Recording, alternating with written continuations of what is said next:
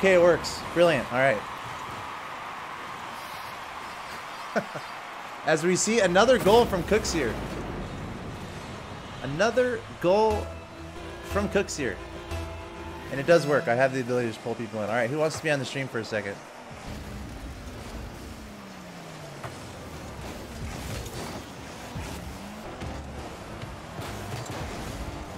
And I want to emphasize, this series, it's been close. It's not like Flipside has been blowing them out. You know?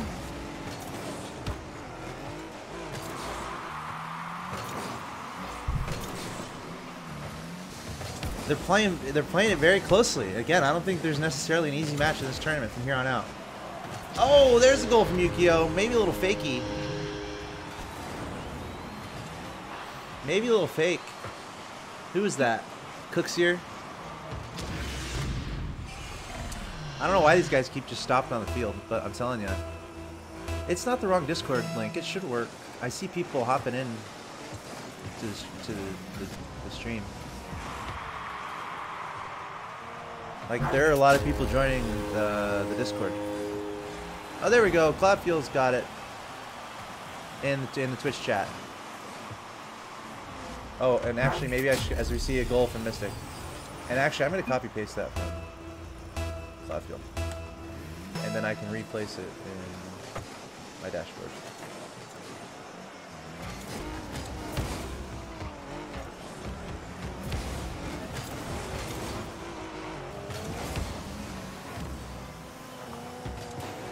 Looks like this is turning into a 3-0 from Flipside.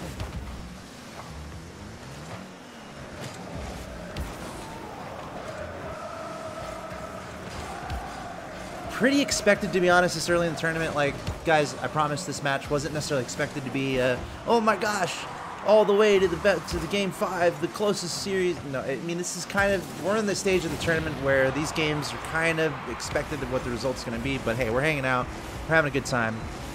And Flipside, it's important for them to kind of use this to warm up. I have changed the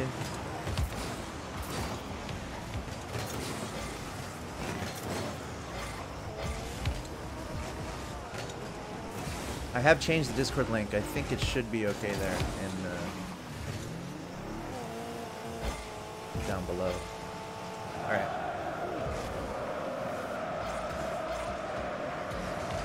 So yeah, I mean, it's an important match for Flipside, even though they're favored quite a bit.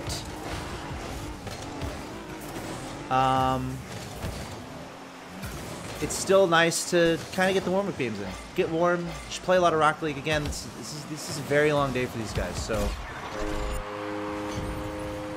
it's kind of good to try to get the momentum going, trying to get a 3-0, get the 3-0s in, and get some momentum once you get into the better teams and the intense matchups.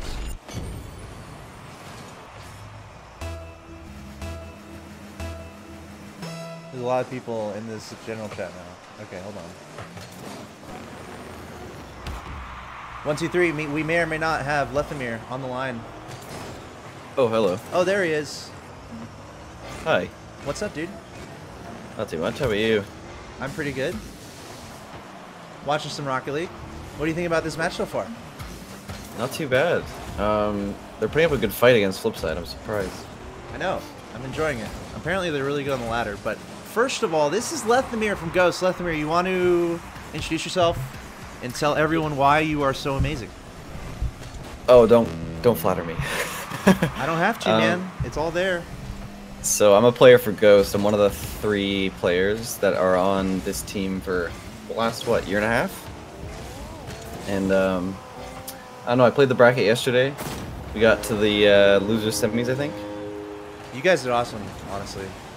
Yeah, didn't quite make it, but you know, we only played with Arsenal for 3 days beforehand, so pretty proud of how we did. Cool. Let me grab a drink of water, and then I'm gonna hop on Rocket League. Be right back. Lethamyr played yesterday in the NA Open. I'm going to talk to him about that a little bit too.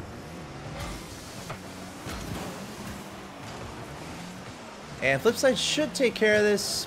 It should be pretty smooth here. I'm going to go to figure out this next match. Probably Vitality.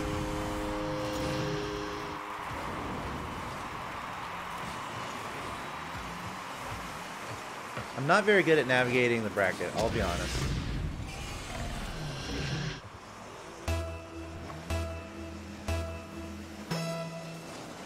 It looks like Vitality is currently awaiting an opponent, by the way. Just quick double checking that. And Flipside, they're going to take care of business. Yukio.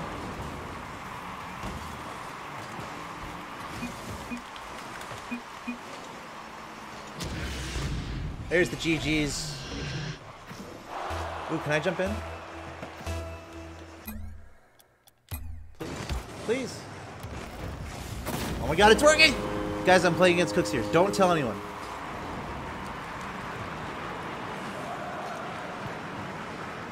Obviously, this game is over officially. just to be clear. Oh my god, this is amazing! Ladies and gentlemen, probably not agreeable with the rules. But we're in round 2 of the tournament. I'm playing 1v3. Oh my god, I'm so scared! I'm so scared!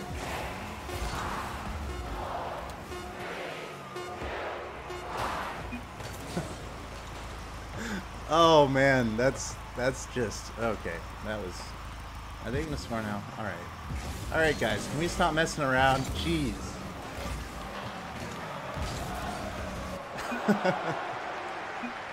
All right. I did it.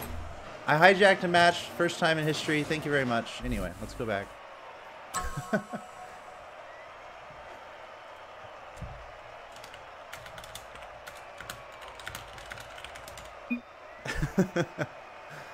They were trying to score for me. All right, next up, I say we get into a Vitality match. Flipside, they're going to continue.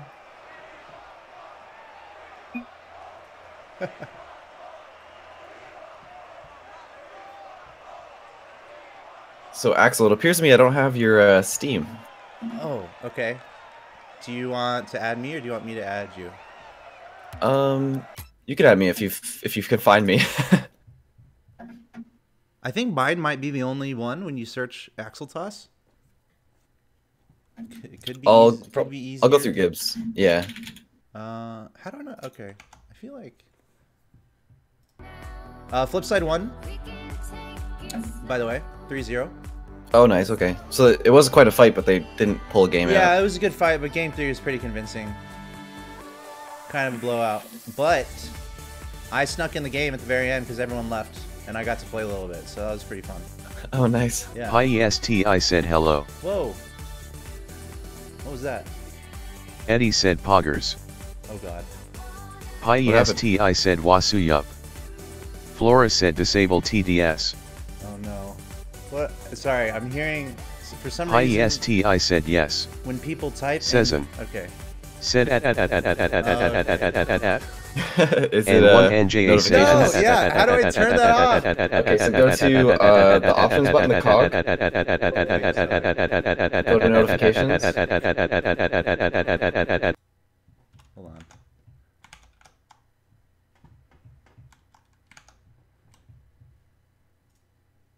Sorry. Okay, can you tell me one more time?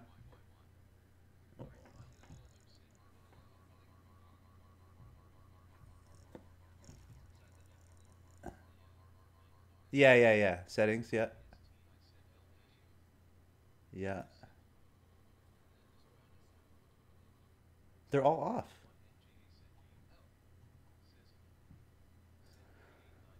I think it's the channel.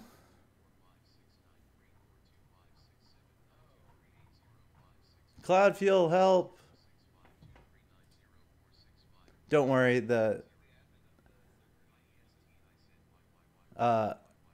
I don't think it's going on the stream, so it's okay. How do I fix this? Oh my god. Okay, hold on.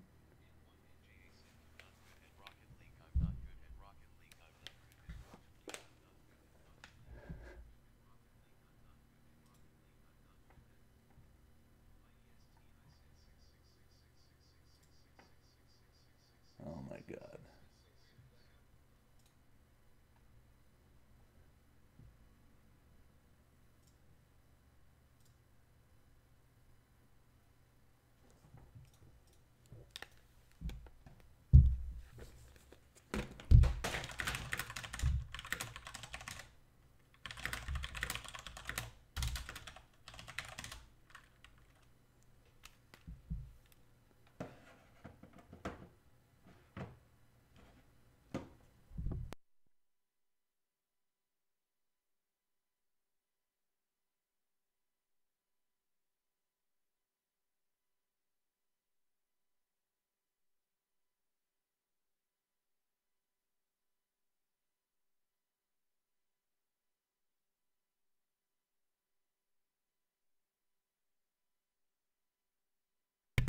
Oh god, I think we fixed it.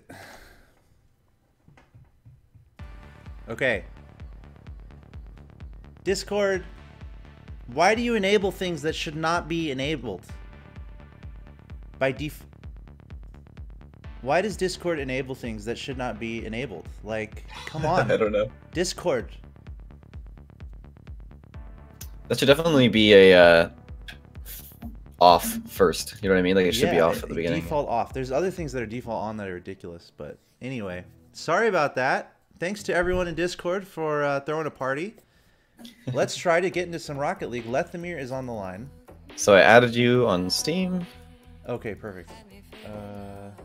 That means we have to play Rocket League sometime. Sorry. Oh, for sure. Yeah, no, it's all good. Yes. It's working. My plan to infiltrate the pros. Let's see if I can find you here. Gotcha.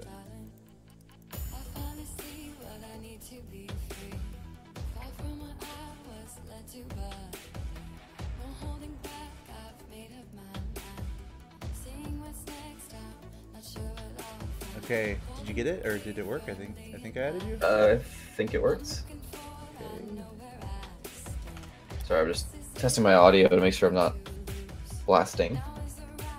You should be good. I feel like it should be good. Okay. I got control your levels too, so it should be okay. Awesome. You sound good to me. Sweet. All right. So I want to ask you as well. I think we're going to try to get into this Vitality game, but they're still waiting on their match. So we're just hanging out for a second here. Okay. And Lawler's going to show up in a little bit, so I'm going to have to kick you out. Or you can hang out with us for a little bit, depending on what you want to do. But thanks for being here. No problem. Once again, folks on the stream, you're watching the European qualifier for WSOE. The brackets are live on smash.gg/EU Open. And it's a pretty long tournament. We did this yesterday for North America. It's double elimination, best of 5. Lethamyr, I want to talk to you about this. There's only 2 spots as well. There's only 2 spots to go to Vegas. Only 2 teams emerge from this massive bracket. I think we had 170 teams start out here for Europe. Only 2 can go to Vegas. And Lethamyr, who's on the line with me here, played for Ghost, who did really well, I think. Nice upper bracket run, and then unfortunately lost in the lower bracket. But you played a lot, Lethamyr, yesterday, and you probably have a good sense of just how long it might be for a lower bracket team if they're going from a little bit earlier on. How does that kind of affect what, do you like that? What do you think about all that? Is it almost too much? But at the same time, it's like it's double elimination best of 5, so yeah, it was definitely draining. Because we wanted to be warmed up for whatever matches we had, so we also scrimmed beforehand. Right. Which I think in hindsight was a bad idea. Yeah, it's like your early rounds or your scrims, kind of. Yeah, sort of. We just wanted to make sure we were good for the rotations of like an RLS/RLCS team, so we tried to play those kind of teams, and we did really, really well in those scrims. And then I think the early rounds kind of messed us up a bit on our rotations because we started to fool around and we were like, we should still play seriously, but it's hard to when the hits and the touches aren't exactly RLCS quality. So I felt like that kind of messed us up for when we got into an actual good match. So we had to ramp back up, and also there were a lot of times where we had an hour break between, but we wanted to take a break, but we didn't want to also rest too much. Yeah. So in the G2 series, for example, we had to ramp up, and we finally started feeling better. And then I think we were up 2-1 at one point, and then they ended up destroying us. But I think it was the series beforehand where we had to reverse sweep. Who was it? The team that took out Splice. Right? Revelation, right? Revelation. That's what it was. Yep. Yeah, we came back from an hour and a half break between those games, and we had to figure out our rotations again and stuff like that. So it's definitely an uphill battle for players playing that long. I think I played 16 hours yesterday. I played afterwards as well. Dang, that's awesome. Yeah, so it's crazy. Hey, Rocket League's fun, but at the same time, it can be grueling, especially tournaments like this. So much on the line, all the stakes, the level of play. I think ideally you practice outside of this and kind of prepare yourself. So you just have long days in your practice sessions, I guess, to best prepare for weekends like this. For sure. But yeah, it's long days. can be pretty grueling. So we'll be here a while on stream, by the way, those of you tuning into the stream. Tune in all day. We're still in the early stages of the tournament, and we're about to get into a Vitality match. Vitality is currently waiting on their opponent from the previous round. Lawler is going to be joining me a little bit later, but Lethamyr is here for now. Again, thanks for hanging out. Oh, of course, no problem. So yeah, and taking breaks and whatnot, it's because you got to eat, right? You gotta take care of yourself. Eating is super important in this game. People don't really realize that. Yeah, it's like your ability to read the ball is actually dependent on how much food you have. Wow. Kind of funny. Nice. But you know, you kind of got to plan out. Okay, when is my break going to be? And then you just have to be really efficient with that break, I guess. Like, first you eat, then you maybe do some push-ups, and then you jump right into scrim, so you get warmed back up or something. That's definitely one thing that I've been working on is a little bit of exercise and stuff, because keeping your blood pumping is really important, especially when you sit for this many hours in a day. Yeah. Like, you got to keep your mind and body active. Getting up and moving around. I mean, I do that too, streaming the whole day at the same time. Like in the breaks, I'll get up, walk around, and maybe exercise a little bit. Like I got some dumbbells over here just to keep, as you said, keep it fresh, keep the blood flowing. And then I guess your diet too, I guess, what you're eating while you're playing. You don't want to just not eat anything. And you have to think about all this in massive double elimination bracket days. I've had a bad habit because I used to do Highland dancing and I never used to eat during the whole day. It was sort of like I don't know what to call it, like a just a thing I did because I was like superstitious. If I ate, I'd I don't know, get sick or something. So then I never ate, like not even breakfast. And I don't know why I did that to myself, but it's kind of translated into Rocket League. Sometimes I do that, like I'll play and I just forget to eat. Yeah. So it's like I have to remind myself. Yeah, man. And actually, I forgot to eat yesterday, just while broadcasting. I mean, it happens. Oh boy. Yeah. Yeah, that was a long day for you. I know. I didn't even think about it. I get, you're doing something, you're caught up in something, you're busy, or it can happen, I guess. But yeah, it's important to keep that energy up. I guess for now, while we're waiting still a little bit. Oh wait, no, it looks like they have their opponent. Okay, are you in my party? Yep. Okay, looks like we're ready to get into the game. Let's do it. All right, sounds good. Vitality is playing against ARG, not to be confused with NRG. ARG. The European cousin, perhaps, of NRG. ARG. Yes. Oh, sorry. My typing went through. My bad. Oh, you're good.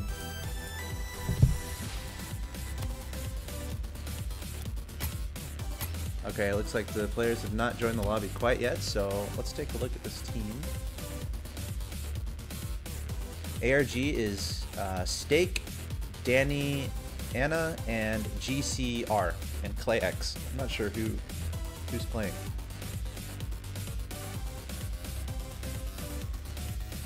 So, definitely have a few more questions.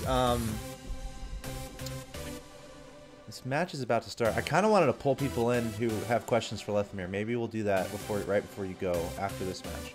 Well, that sounds fun. Yeah.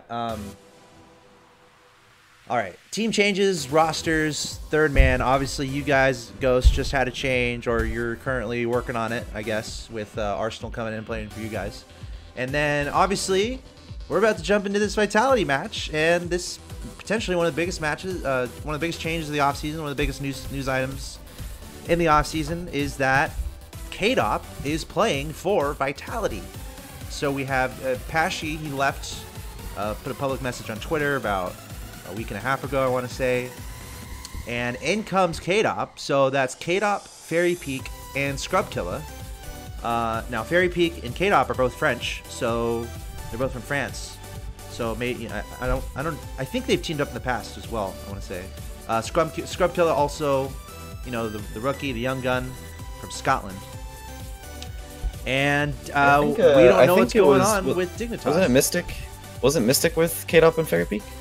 I think, yeah, maybe Mock It, right?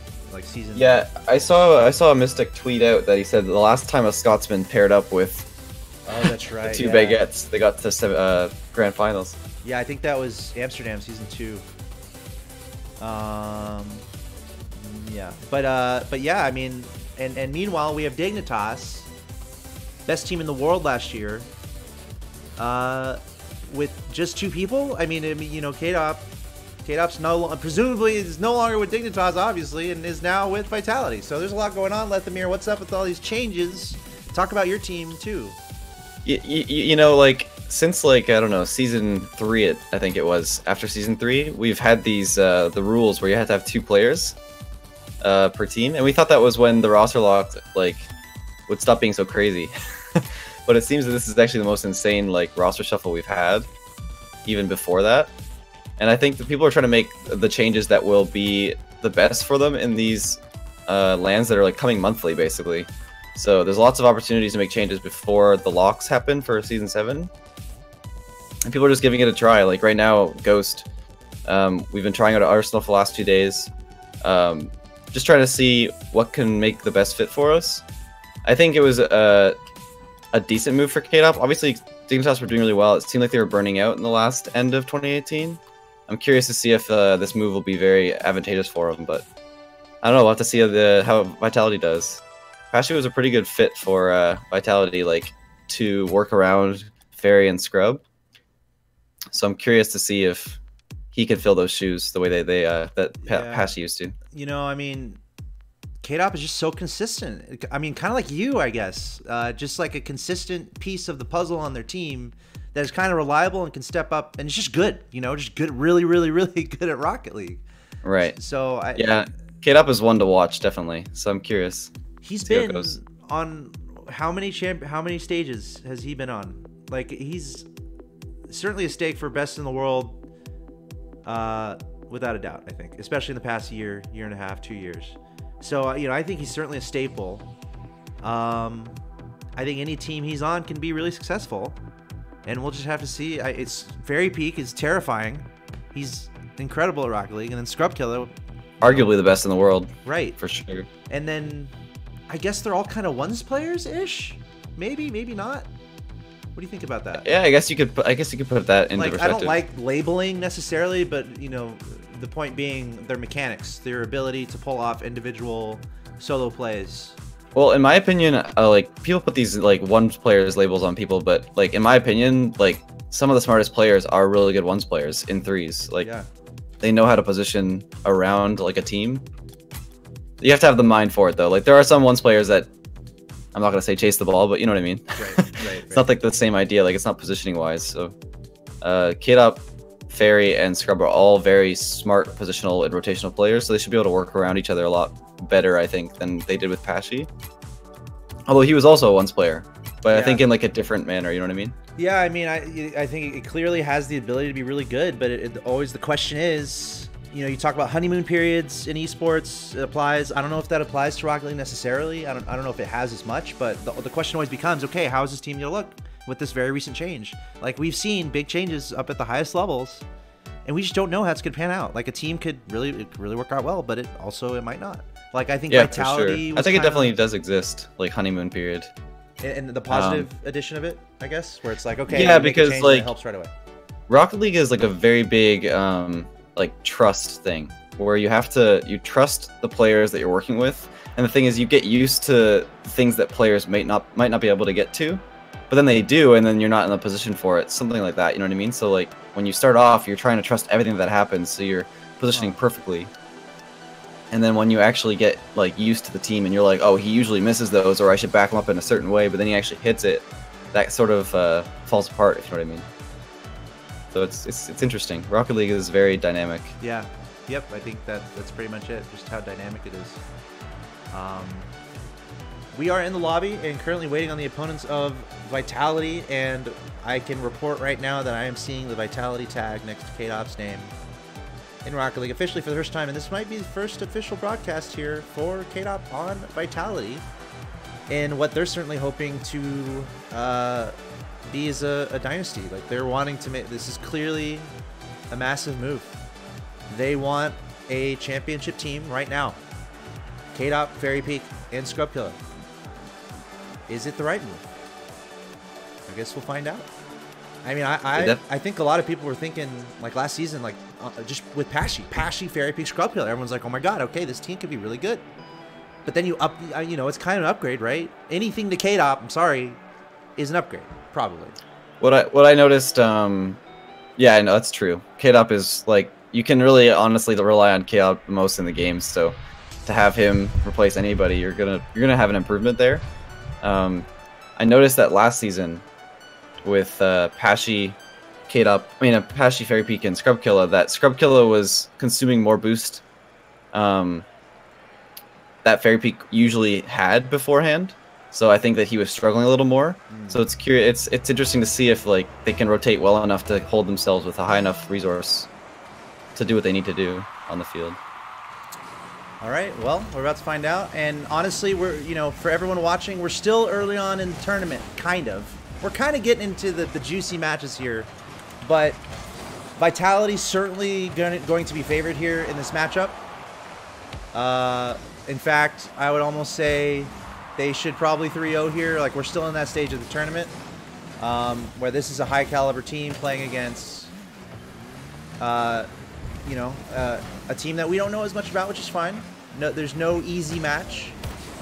So, we did have some interesting results yesterday, like EG dropping pretty early, just because there wasn't enough practice time. So I wonder if Vitality had enough time to work together before this tournament. Yeah, I don't know. That's a good question, and I guess we're gonna find out here, as this is the first we're seeing of this new Vitality squad with K-Dop in the mix. K-Dop, Fairy Peak, and Scrubkilla. We can see him there on the orange side. They're playing against ARG. Their roster is Clake's, it looks like, ClayX, Stake, and GCR. And for now, we're 0-0. Once again, I'm Axel Toss, and you're watching the North America, European Open qualifier for WSOE 4. Only 2 teams can emerge from this tournament. Double elimination, best of 5. Very long day, but very fun day, full of the highest level of Rocket League. So thanks for hanging out. I'm joined by Lethamyr at the moment from Ghost Gaming, as Stake from ARG able to get a goal here. Looks like Fairy Peak trying to clear it, but ClayX was there with the dunk, and that just ended up in a perfect spot for Stake. Yeah, it was perfect play there on the corner. It popped out farther than Fairy Peak expected, I think. But a little note on these players on the other team. GCR, I've actually ventured onto the European servers quite a few times, and he's quite a good player in 2v2. Cool. And ClayX was actually a presence in the League of Rockets 1v1 tournament. So these are pretty well-known players on the other team. So this is an early bracket run for these teams, and it's a pretty good match already. Cool, and as you're saying that, I'm going to see if I can track down the path that ARG has taken. It looks like these guys, both these teams are in Pool A2, if anyone's following along in the bracket. Vitality defeating the Swiss Monsters, Team Drama RL Alert. Oh, we should have casted that one. They beat Luzanne Esports, all 3-0.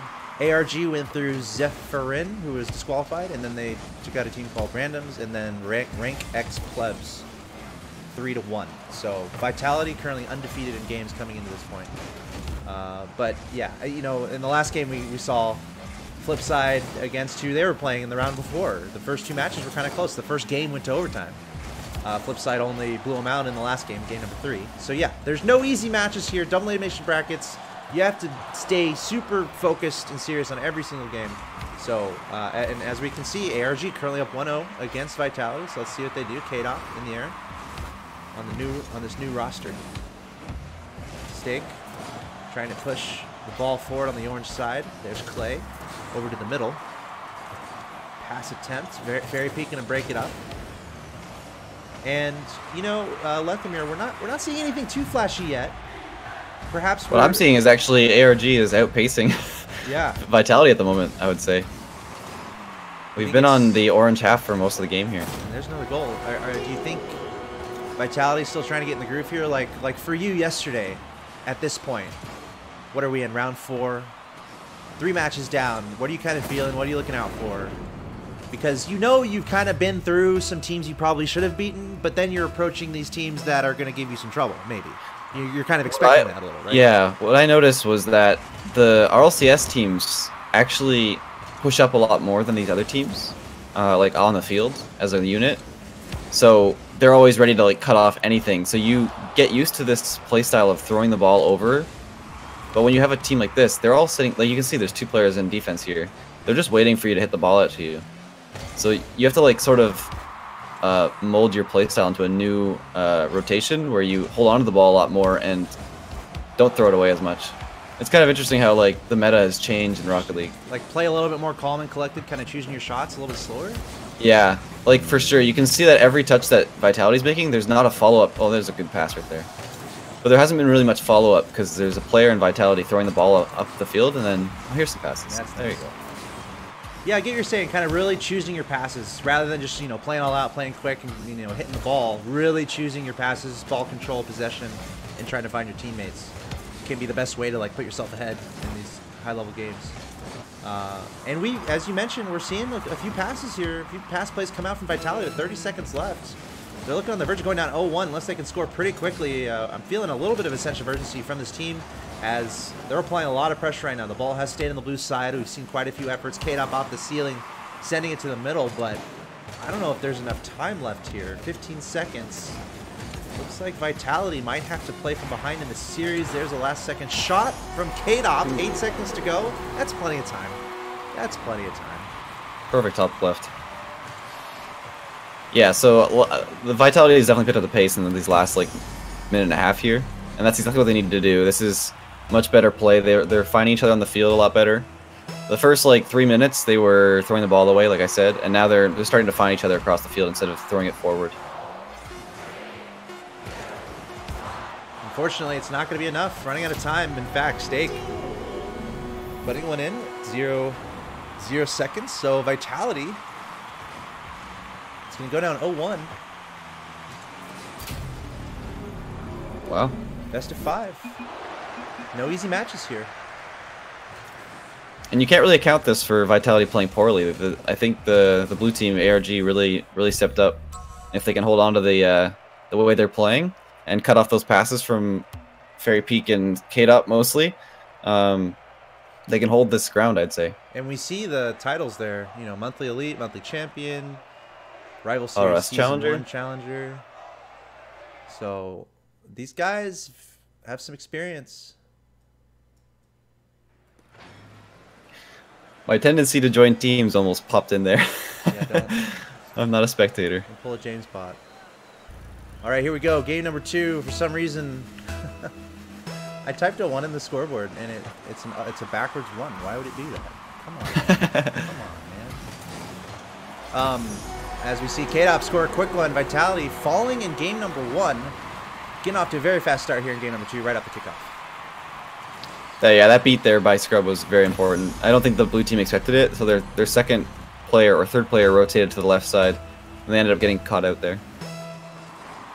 It's a perfect start. I mean, it took them so long to find a goal in game 1. Hey, let's just get a goal out of the way here, and that's exactly what you look for right off the kickoff. Dude, why does my 1 keep flipping around, man? Sorry, I'm trying to mess with the scoreboard here. No, you're good. I can see it. I got your stream on the other side. Like, why, dude? It's like, why? You might have to like drag the rectangle around, like yeah. When you like. Oh yeah, you're right. Stretch it out. Yeah, I know what you're talking about. All right, give me a second here. I'll figure this out. All good. I'll try and cast. Here's a beautiful pass from Scrub here. Perfect finish by K-Dop. Really good awareness of Scrub to pass that outwards instead of hitting that into the corner. They had 2 players, one in the corner, one on the backboard. Your chat is spamming 1. Oh my god, this is a disaster. Hey, the chat's trying to help. I really appreciate that. Oh, you're That's right. I'll do the casting for now, I guess. Yeah, go ahead, man. I almost got it, I promise. All right, Fairy Peak with an early shot on Clay X. So ARG, oh my god, what a dunk. Fairy Peak might be able to get to that, yeah. Get a dribble for a bit. I'm back, by the way. Good. I think we figured it out. Thanks to the help of the chat. Without the chat, I would be lost. Scrub Killa with the score. That's what we're looking for. Okay, this is more like it. 3 goals in a minute. I think that's the flavor that Vitality is looking for here.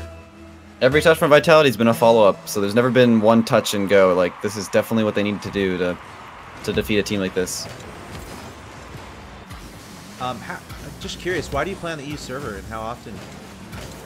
Oh, as we see another goal, Fairy Peak right away. Well, number 1, Grand Champion queues are a nightmare. And also, I just like to get a hold of like the playstyle once in a while, see how they play.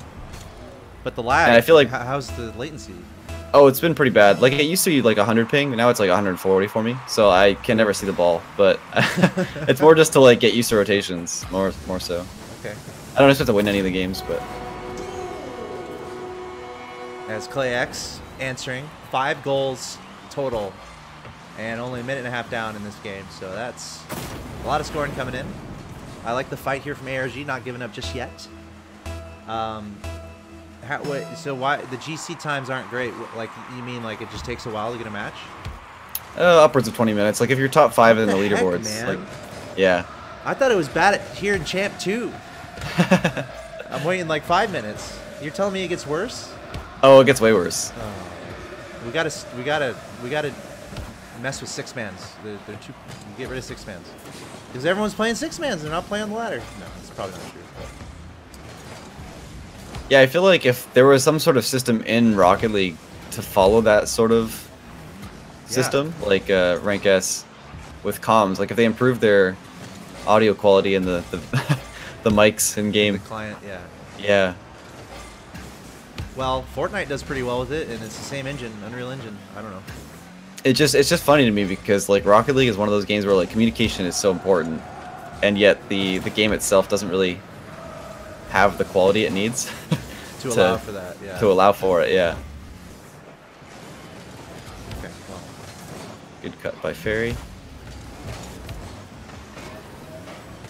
It's pretty nice adjustment here. I mean, did you see any major adjustment from Vitality, or do you think they're just playing a little faster, a little bit more in a groove? Playing a little faster, covering each other's mistakes and touches. Bit of a double commit there, might be a goal. Nice. Yeah, like I said, like we weren't doing a one and done sort of thing, like the first game. Every touch like this, just trying to follow each other. Hate up being able to hold on to possession there.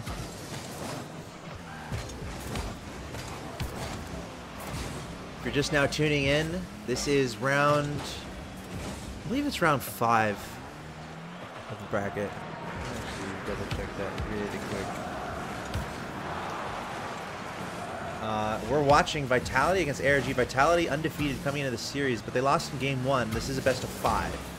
And this is winners round 1, so this is basically the round of 32.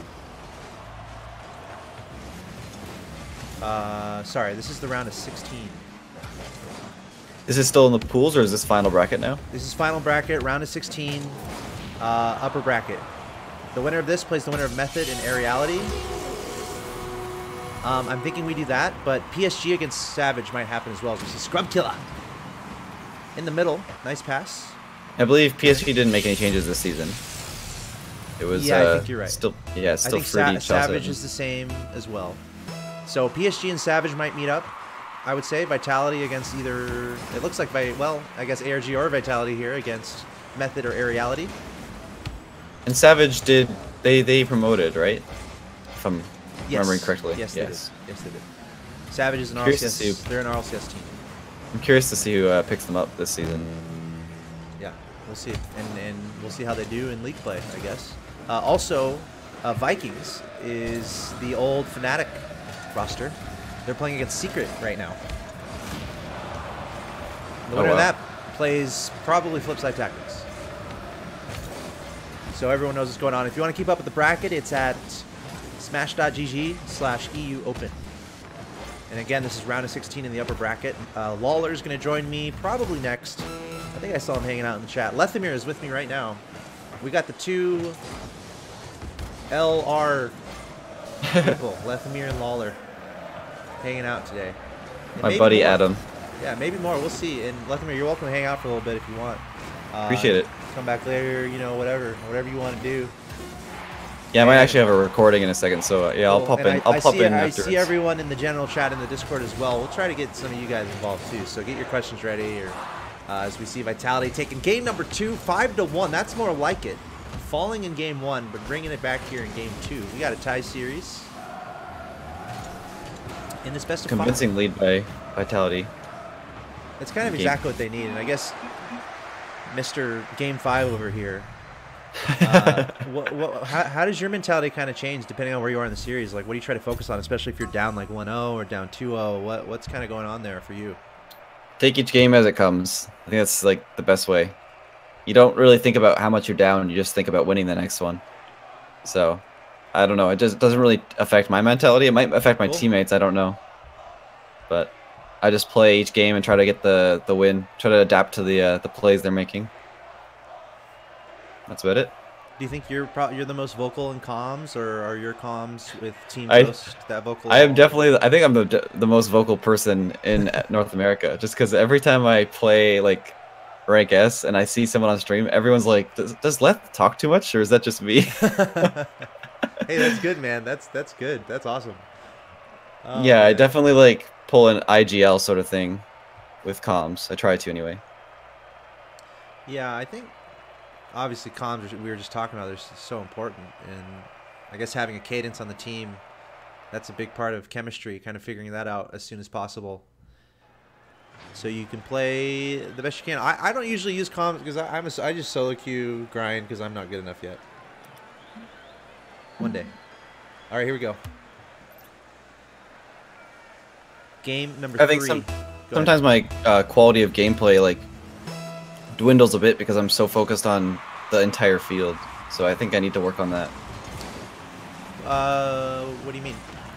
Like, IGLs in CSGO have always been known to be the lowest quality player. Okay. Just because they're like so focused on... I know some of those terms. Like, are they the fragger, or are they the yeah, IGL is in-game leader, right? So, like, if you have an in-game leader, they're so focused on the play rather than their own individual skill. So I feel like that's sort of what I try to do, is like get the entire field and the 6 players in the field and tell people what's around.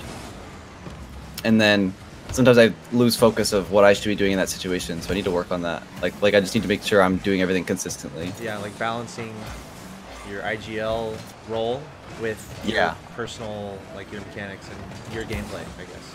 Yeah, for sure. I can see that. I can imagine that can be pretty tough. But if anyone missed it, by the way, go watch yesterday's stream. Lethamyr and Ghost played some nice Rocket League. You're playing really well, man. It was appreciate it. Really cool to watch. Yeah, we were one goal off. Moments, man. You were stepping up. It was cool. One goal off from G2. Yeah. A win there. You just had some crazy plays. Oh yeah, the ceiling read. Everyone was like, "What was that read?" It came off the ceiling as 0 seconds. Some saves too. You were just stepping up big. Oh yeah. Is there, like, do you feel something more when it's like such an important moment and you like absolutely have to step up, or as you said, is it just take it as it comes, or? I think for me the intensity actually makes gameplay a little bit better, a little bit easier to rotate around because you're like all communicating so fast and it's like everything. It's like all instincts, and that's like when I enjoy the game the most. Is when like everything's on the line. Like that, maybe it is a little bit different than I think, like whether it's game 5 or not, but like just knowing that you're at the heat of the moment and you have to make the plays that you make, it's pretty exciting. Definitely the reason I enjoy this game. Yeah, and those are the game 5 moments as we see Steak from ARG getting the first goal here in game number 3. Don't count this team out. They got some players. And again, I was watching Flipside earlier in round like 3, the last match we saw, and they were having a little trouble. I mean, at least in game 1 they went to overtime, so you can't really count any of these teams out. We had a lot of upsets yesterday. Only one RLCS team was able to qualify, and we had 6 RLCS teams in there and only one made it through, so yeah, could be telling of what happens today. Rogue almost had a good chance. They actually got reverse swept by Afterthought, I think Rogue was up on Afterthought, I want to say 2-0, and they got reverse swept.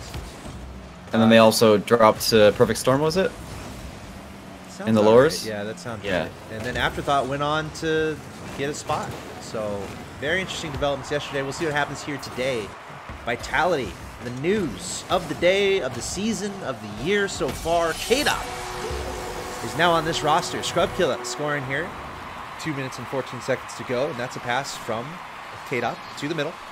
Scrubkill is there, and that's the big question. So we're here early on in the tournament, and we're getting into the interesting matches here in the upper bracket. Only 16 teams left in the upper bracket, so anything can happen. That's one of the things that Kid Up is so known for, is like that little dribble pop there, like his control on the last second flip to get over that player. They didn't expect it, and that was the reason why Scrub was able to capitalize on that goal. Really good control by Kid Up. And also, looking at the bracket in the round of 16, as Stake able to score here. That's a huge one. Again, this is a very important game here in the middle. Game 3, teams are tied 1-1. Stake just staying on it, following it, and getting a nice goal there, passing the entire Vitality defense. But I was trying to say that looking at the round of 16, 16 teams left in the upper bracket. RLCS teams, we have Flipside Tactics, Red Reserve, Mouse, Vitality, PSG, and Savage. That's 7. I think I messed up one, but pretty much every RLCS team is still alive there in the upper bracket as we see a goal. Very quick answer from Fairy Peak. Also, another question. I don't know why it gives me the ability to like skip and stuff because I'm just a spectator. What, like, is it? Do you guys don't like me if I like don't skip if I'm broadcasting? Like, I mean, we've kind of gotten used to it as a custom of RLCS. okay, so you're used to that kind of with RLCS. They kind of make you go through the replay. Yeah, like we always, like in a ranked game or like rank S, we always just skip unless it was like crazy. Right, gotcha. Like everything's just like normal to us, so we don't like think anything's too exciting. I just want to make sure I'm not being a jerk. Just. Oh no, you're good. Don't worry about it. The players can be patient for like a good 3 seconds. I hope so. 2-2 though. In game number 3, the series is tied 1-1. A close series here. ARG really putting up a nice fight against Vitality. Vitality having to play maybe a little faster. Maybe wake up a little bit more and play pretty serious here. Take the jacket off, flex the muscles, and you gotta play some Rocket League because ARG putting up a really nice fight here against Vitality, the roster, Kadoff, Fairy Peak, and Scrub Killer. 40 seconds left. It's really interesting to see how this series is dissolved, because so far game 1 was blue outpacing orange and then orange outpacing blue, and then this last game was only a matter of capitalizing mistakes. There's been several whiffs that have resulted in a goal, except for that one K-Dot pop. That's pretty much the only goal that was like an outplay. Right. So it's interesting to see how like both these teams are trying to adapt to each other, and it's causing 1, mistakes, and 2, just missed positions. Still tied. 10 seconds to go, as Lethamyr said. Very even match so far. Are we going to see an outplay? K-Dot, an opportunity there, but not able to put it in the back of the net, right in front of the goal. And try to come back the other way. 0 seconds, Clay X! Oh, look out. Pass from the ceiling. Vitality in the chat saying they're checking out their roster. Oh no. Okay. The ceiling pass, double touch, goal. To close it out at 0 seconds in game number 3. ARG takes a 2-1 series lead. They're 1 win away from advancing to the next round in the upper bracket. How about this? I think these rosters, including our own, need some time to really work on the rotations and stuff. We did see a couple double commits, in particular K-Dop and Scrub Killer. I saw a double commit in there. It's really hard for a third player. Like we know to be patient with like the thirds that we're trying out, because Memory and I are very, very fast, and we want to find someone who can keep up that pace so we don't slow ourselves down and we don't get in our thirds way. And that's the same thing for Kid up here. He probably doesn't want to get in Scrub Killer and Fairy Peak's way. And Fairy Peak and Scrub Killer really haven't played together that much either, like only 1 season. So this is basically a new team. So it's interesting to see how these guys evolve in the next year, if they stick together for the whole year. So far, K-Dop not looking too comfortable. Yeah, I mean... Yeah. Oh, go on, sorry. Oh, I was just going to say, it's interesting because K-Dop and Fairy Peak used to play on a team together. So I thought that the double commits might happen with Scrub Killer and one of the two, but it's actually been K-Dop and Fairy on the same position most of the time. And you know, it's a peculiar spot in the off season somewhat. This tournament, I was mentioning it yesterday, it may have snuck up on some people. Oh, hey, 100K tournament in Vegas in January. Wow. I mean, it's awesome, but you know, a team in an industry or a scene as Fairy Peak getting an early goal there. Very nice. Beautiful play. As you saw a pass there. It's a couple passes. Scrub killer to K-Dot back. Or sorry, Fairy Peak to K-Dot back to Fairy Peak. Give and go. You can already see the quality of passing like is on another level by Vitality. Yeah. Whenever they do find each other on the field, it's a very, very direct, very fast pass, and the goals usually are translated.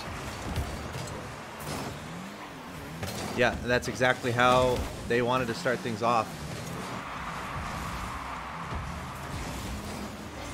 But as I was saying, you know, potentially a weird spot for these teams in the offseason where everyone's kind of focuses their calendars on RLCS. So maybe it's expected to see, after all these changes, you got to have a period of like, okay, everyone figuring things out. And we're still in early January, so Drip A didn't have much time to prepare with his team. Scrub Killer getting a nice goal there, once again. So yeah, I think it's like one of those, like, yeah, it's like it's a weird spot. So teams have to make changes, but we're not to RLCS season yet, so there might still be some things that are getting figured out. And I think RLCS playstyles are different than these playstyles and these qualifiers that these teams might not be used to, because you get used to outplaying a certain pace, and that actually just jumps into the hands of not a lower skilled team, just like a different playstyle, a slower team. Like as I was saying, like you're throwing the ball down the field to try and pop it over someone challenging you, but there's no one challenging you, so you've really traded 1 for 0 in players. Another double commit there. So it's different dynamic. You gotta kind of maybe approach it a little bit differently, or at least be as prepared as possible. Double commit from the blue side though. This could be an opportunity from Vitality once again. 1 versus 2 situation. Scrub Killer in the air. Great shot towards. Oh, that's Fairy Peak. 2 Batmobiles. I gotta get used to that, but that's a great goal. Oh no, actually Scrub Killer's on Octane. Scrub's on Octane, right. yeah. Fairy Peak sporting the Batmobile. And that's once again another nice passing play from the corner. But yeah, it looks like just K-Dop and Scrub Killer on the Octane there. There was a period where everyone was starting to use Batmobile. I kept saying to Scrub like that he should switch back to the Octane because you could tell his touches, like the quality of touches were his best on the Octane. I'm glad he's back, but he's gonna take some time to get used to it again. Oh, what a shot. There's an answer. Quite a few goals. 2 minutes in, 4 goals. Great pass there. A nice little back pass to make that play happen. GCR with the goal.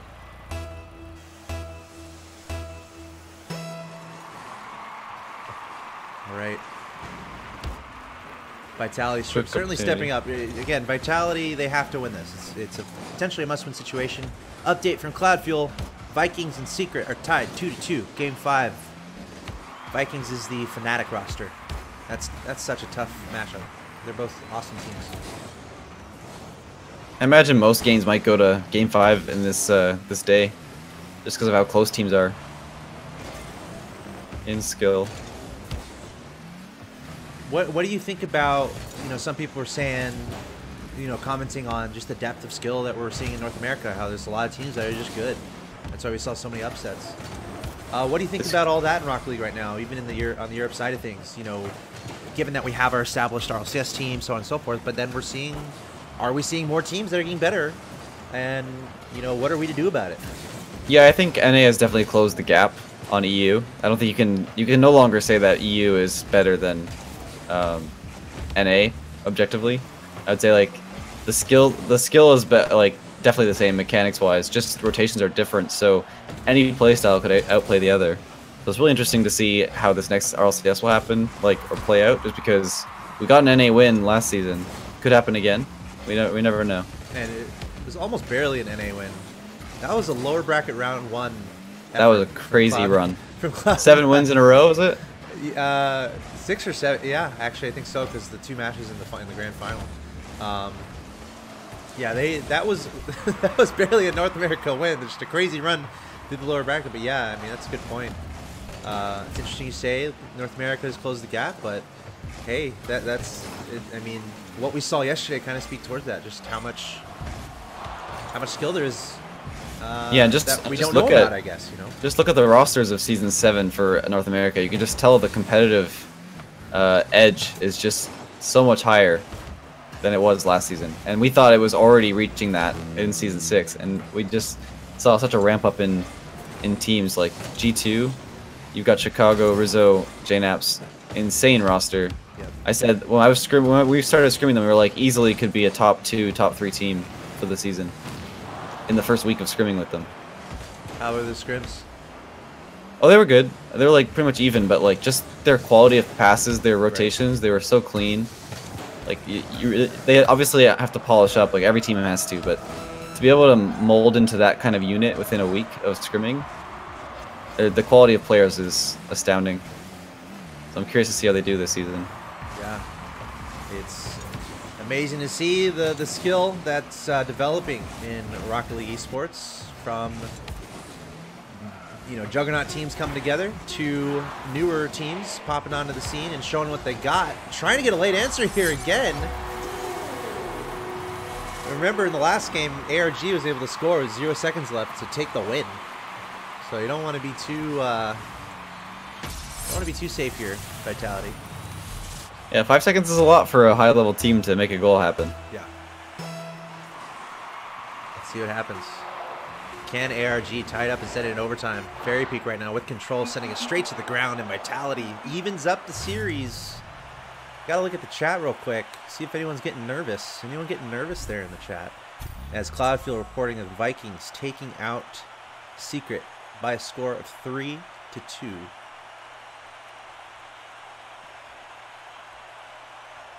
All right. Emery saying, is Vitality bad or ARG good? ARG's pretty good here.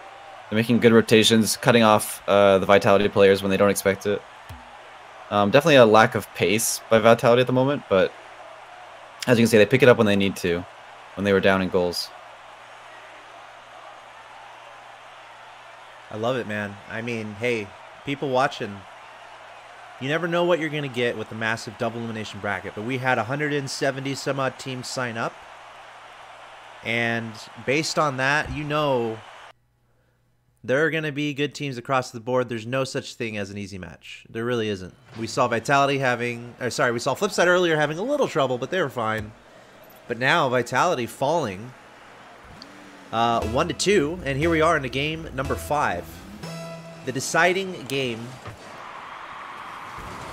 to find out who is going to advance to the next round. Again, we're in the round of 16 in the upper bracket. Next up, we'll have the round of 8. But again, it's double elimination, so it's going to be a long day. We're going to be here. I'm going to be here another 6 hours at least, probably. So buckle up, get some food, take a nap, get a drink, relax, because we got some awesome Rocket League unfolding here. Only 2 teams can qualify. Only 2 teams can qualify for WSOE 4. We saw G2 and Afterthought qualify yesterday from North America. And we'll see what happens here today. Game number 5. ARG against Vitality in what has been a pretty close match. Vitality not necessarily messing up, but ARG stepping up in a big way. Scrub Killer passing to the middle. Let's defend it off. And of course, I'm joined by Lethamyr, who's on Ghost Gaming.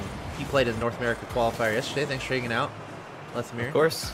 Yeah, it's very interesting. I'm keeping my eye on Kate up here, and just he's being bullied by the other team. I think he's been demoed maybe 4 or 5 times this game so far. This first minute, and the hesitation is definitely there. I think that's just what happens with a new third. You're gonna be having to like work around 2 new players, taking some time to get used to the rotation. Yeah, I mean, whenever he does have the ball, though, he makes good touches, and his mechanics are definitely still showing. It's a whole nother dynamic. I mean, play with anyone for the first time, you're gonna have to figure some stuff out, no matter how good everyone is, and that's why, for me, Lethamyr, I'm a huge fan of teams sticking together. I really am. Yeah, for sure. So, there's certainly in theory, an advantage to teams right now who've been together, have been practicing, and are ready to just play in this tournament, right? So we have a lot of teams making changes that are having to deal with some adversity, and maybe some teams, as we saw yesterday, that have been together, like playing in those Renegade Cups and whatnot, that are able to step up as Fairy Peak. Putting in the first goal here. Very important goal in a very important game. Game 5. The winner stays alive in the upper bracket. A loser goes down to the lower bracket. You do not want to lose right now. Beautiful shot by Barry. It's funny you mentioned that actually, because we were just talking about, you guys were talking about Splice yesterday, how they stuck together, and they didn't quite show up when they needed to this qualifier. But I don't know what it is. Like it's definitely like, I don't know. I don't think we've gotten lazy as RLCS players, but just we haven't challenged ourselves to play these kind of playstyles. And I think it's important to always put yourselves in those situations and get used to different playstyles and be able to make sure that when you need to, you can outplay any kind of team. Cool. So that's why I think like for this next season, like we're gonna be doing a lot more of those like community tournaments to try and get used to these kind of playstyles and make sure we're holding our ground. And of course, there's DreamHack next weekend, and you know you never really know when a qualifying tournament's gonna pop up. You know. Yeah, and these teams are so hungry for these like chances. Like maybe more so than the RLCS teams, because we already have that sort of secure system in place for us to compete. You know, I mean, hey, as a fan, I love seeing you guys in as many different competitive environments as possible. It's just more fun. There's more, you know, more tests to see who's the best. You know, you have RLCS over here, but then you have these massive open qualifiers. Good luck. And it's fun for me to see the differences unfold. Hopefully it's fun for the players too, to kind of deal with all these different environments competitively. As we see, I'm getting roasted by my teammate in chat. For my commentary. What do you mean? Yeah, I think it's delightful. Does he want to jump in? Hey, Discord's open. The Discord link is at the bottom. Discord's all open for all you got to do is go into that general channel, and I can drag you in. So yeah. Don't do that. You can't do that in chat. We're the ones with the microphone. Last minute and a half here. We've seen definitely a change of pace. We've actually seen Vitality slow it down, but in a good way. They've been holding on to possession. ARG looking a little bit worried, I guess. I don't know what the word is. Rushing for a goal. Antsy. A little bit of pressure. A little antsy, that's what it is, yeah. And it's only a 1-0 advantage here for Vitality. They would love to have much more of a cushion. But this is a testament to how well ARG is playing, and what a shot there, right to the corner. Bouncing awkwardly up in the middle of the goal, and it could be an opportunity for pretty much anyone to make it in, but it looks like not for now. ARG trying to put on some offense, only 30 seconds to tie this up. Game number 5. It all comes down to this. You don't want to go to the lower bracket. ARG has kept it so close. Remember, they were up 2-1 in this series. Desperately trying to close it out, but can Vitality hold on to this 1-0 lead? K-Dop strong in the midfield, keeping it on the blue side. And Fairy Peak following it up with the goal. Vitality up 2-0, and they are almost certainly going to be advancing to the next round of the bracket. I imagine after all of those attempts on net by ARG, that was quite a frustration coming out there, just trying to make any play possible, and Vitality holding up the defense. Though it was a bit spooky, they didn't let the goal in. So. Did you say that because you're on Ghost? Spooky? No, I didn't even mean to. Oh, there you go.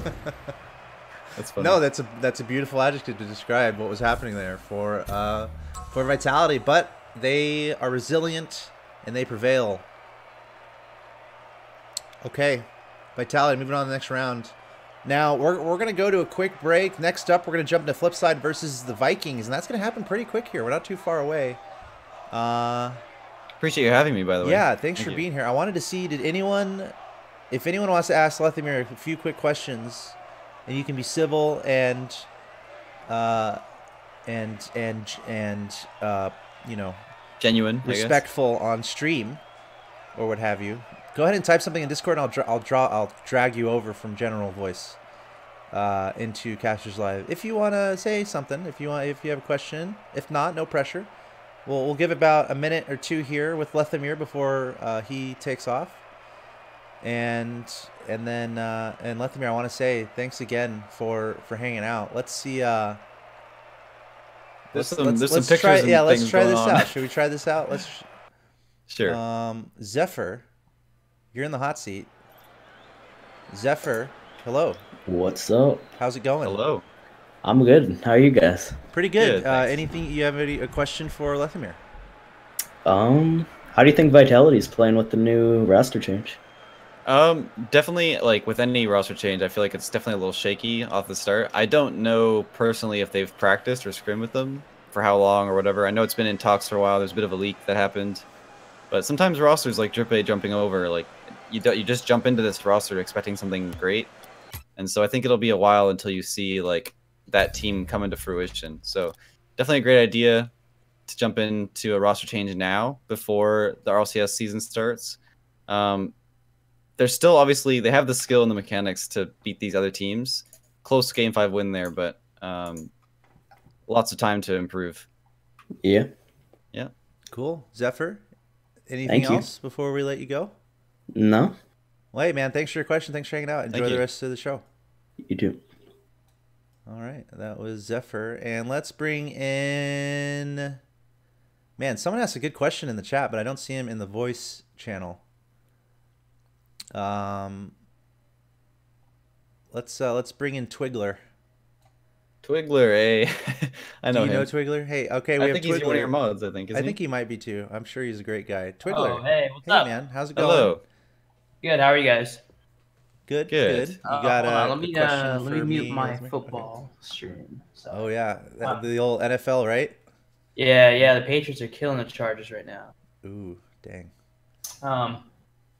So, what are your thoughts on Arsenal's play yesterday?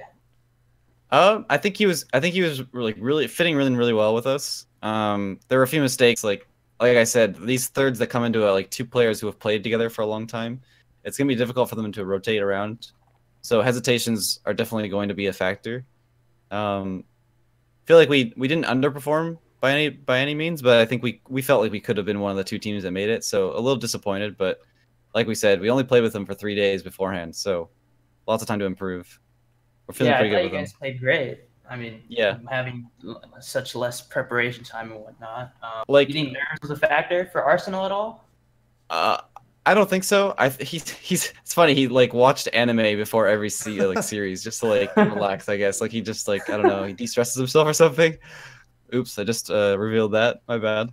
But like you can see, like our game against G2 was the closest out of all the series, and that's the one we cared about. I would say. So I think we did a really good job playing. I think we played against the team that we wanted to play against really well. We really wanted to play against other RLCS teams, but we didn't get a chance. I think we feel pretty good going into RLCS. DreamHack is another story. We'll have to wait and see how that goes. Okay, so you guys sticking with Arsenal next week then? I believe so. Like at this point, we want to put our eggs. We're not putting our eggs in one basket, obviously, but I think we have a good foundation, so we'll see how it goes. Okay, that's great. Wish you all the best. Good luck for the future. Thank you. And have fun, guys. Thanks for your question. Cool. Yeah. Thanks, Twiggler. Awesome. All right, I think that's it for now. Thanks everyone for hanging out. We'll do this more. We'll see what we can fit in as the series goes along. I gotta get Lawler in here. The next match is about to go. Lawler, get on Rocket League. What are you doing?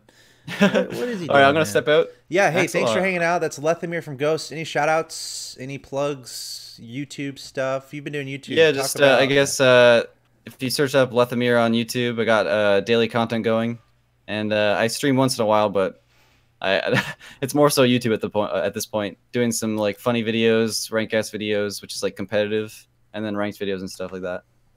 Just keeping the grind going. All right, awesome. Appreciate it. And hey, I love the YouTube content. Good stuff. Keep it up. Thanks, man. And good luck at DreamHack qualifiers and Keep up RLCS. the great casting as well. 2019. Oh, thanks, dude. Thanks, man. Yeah, no worries. You too. Have a good one.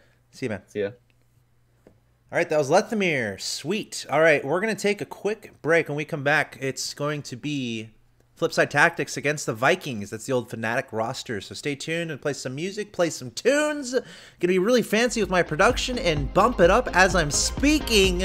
You're watching the EU Open. Only 2 teams can qualify for the World Showdown of Esports in Las Vegas. We have a long day of Rocket League today. Thanks for tuning in. We'll be right back.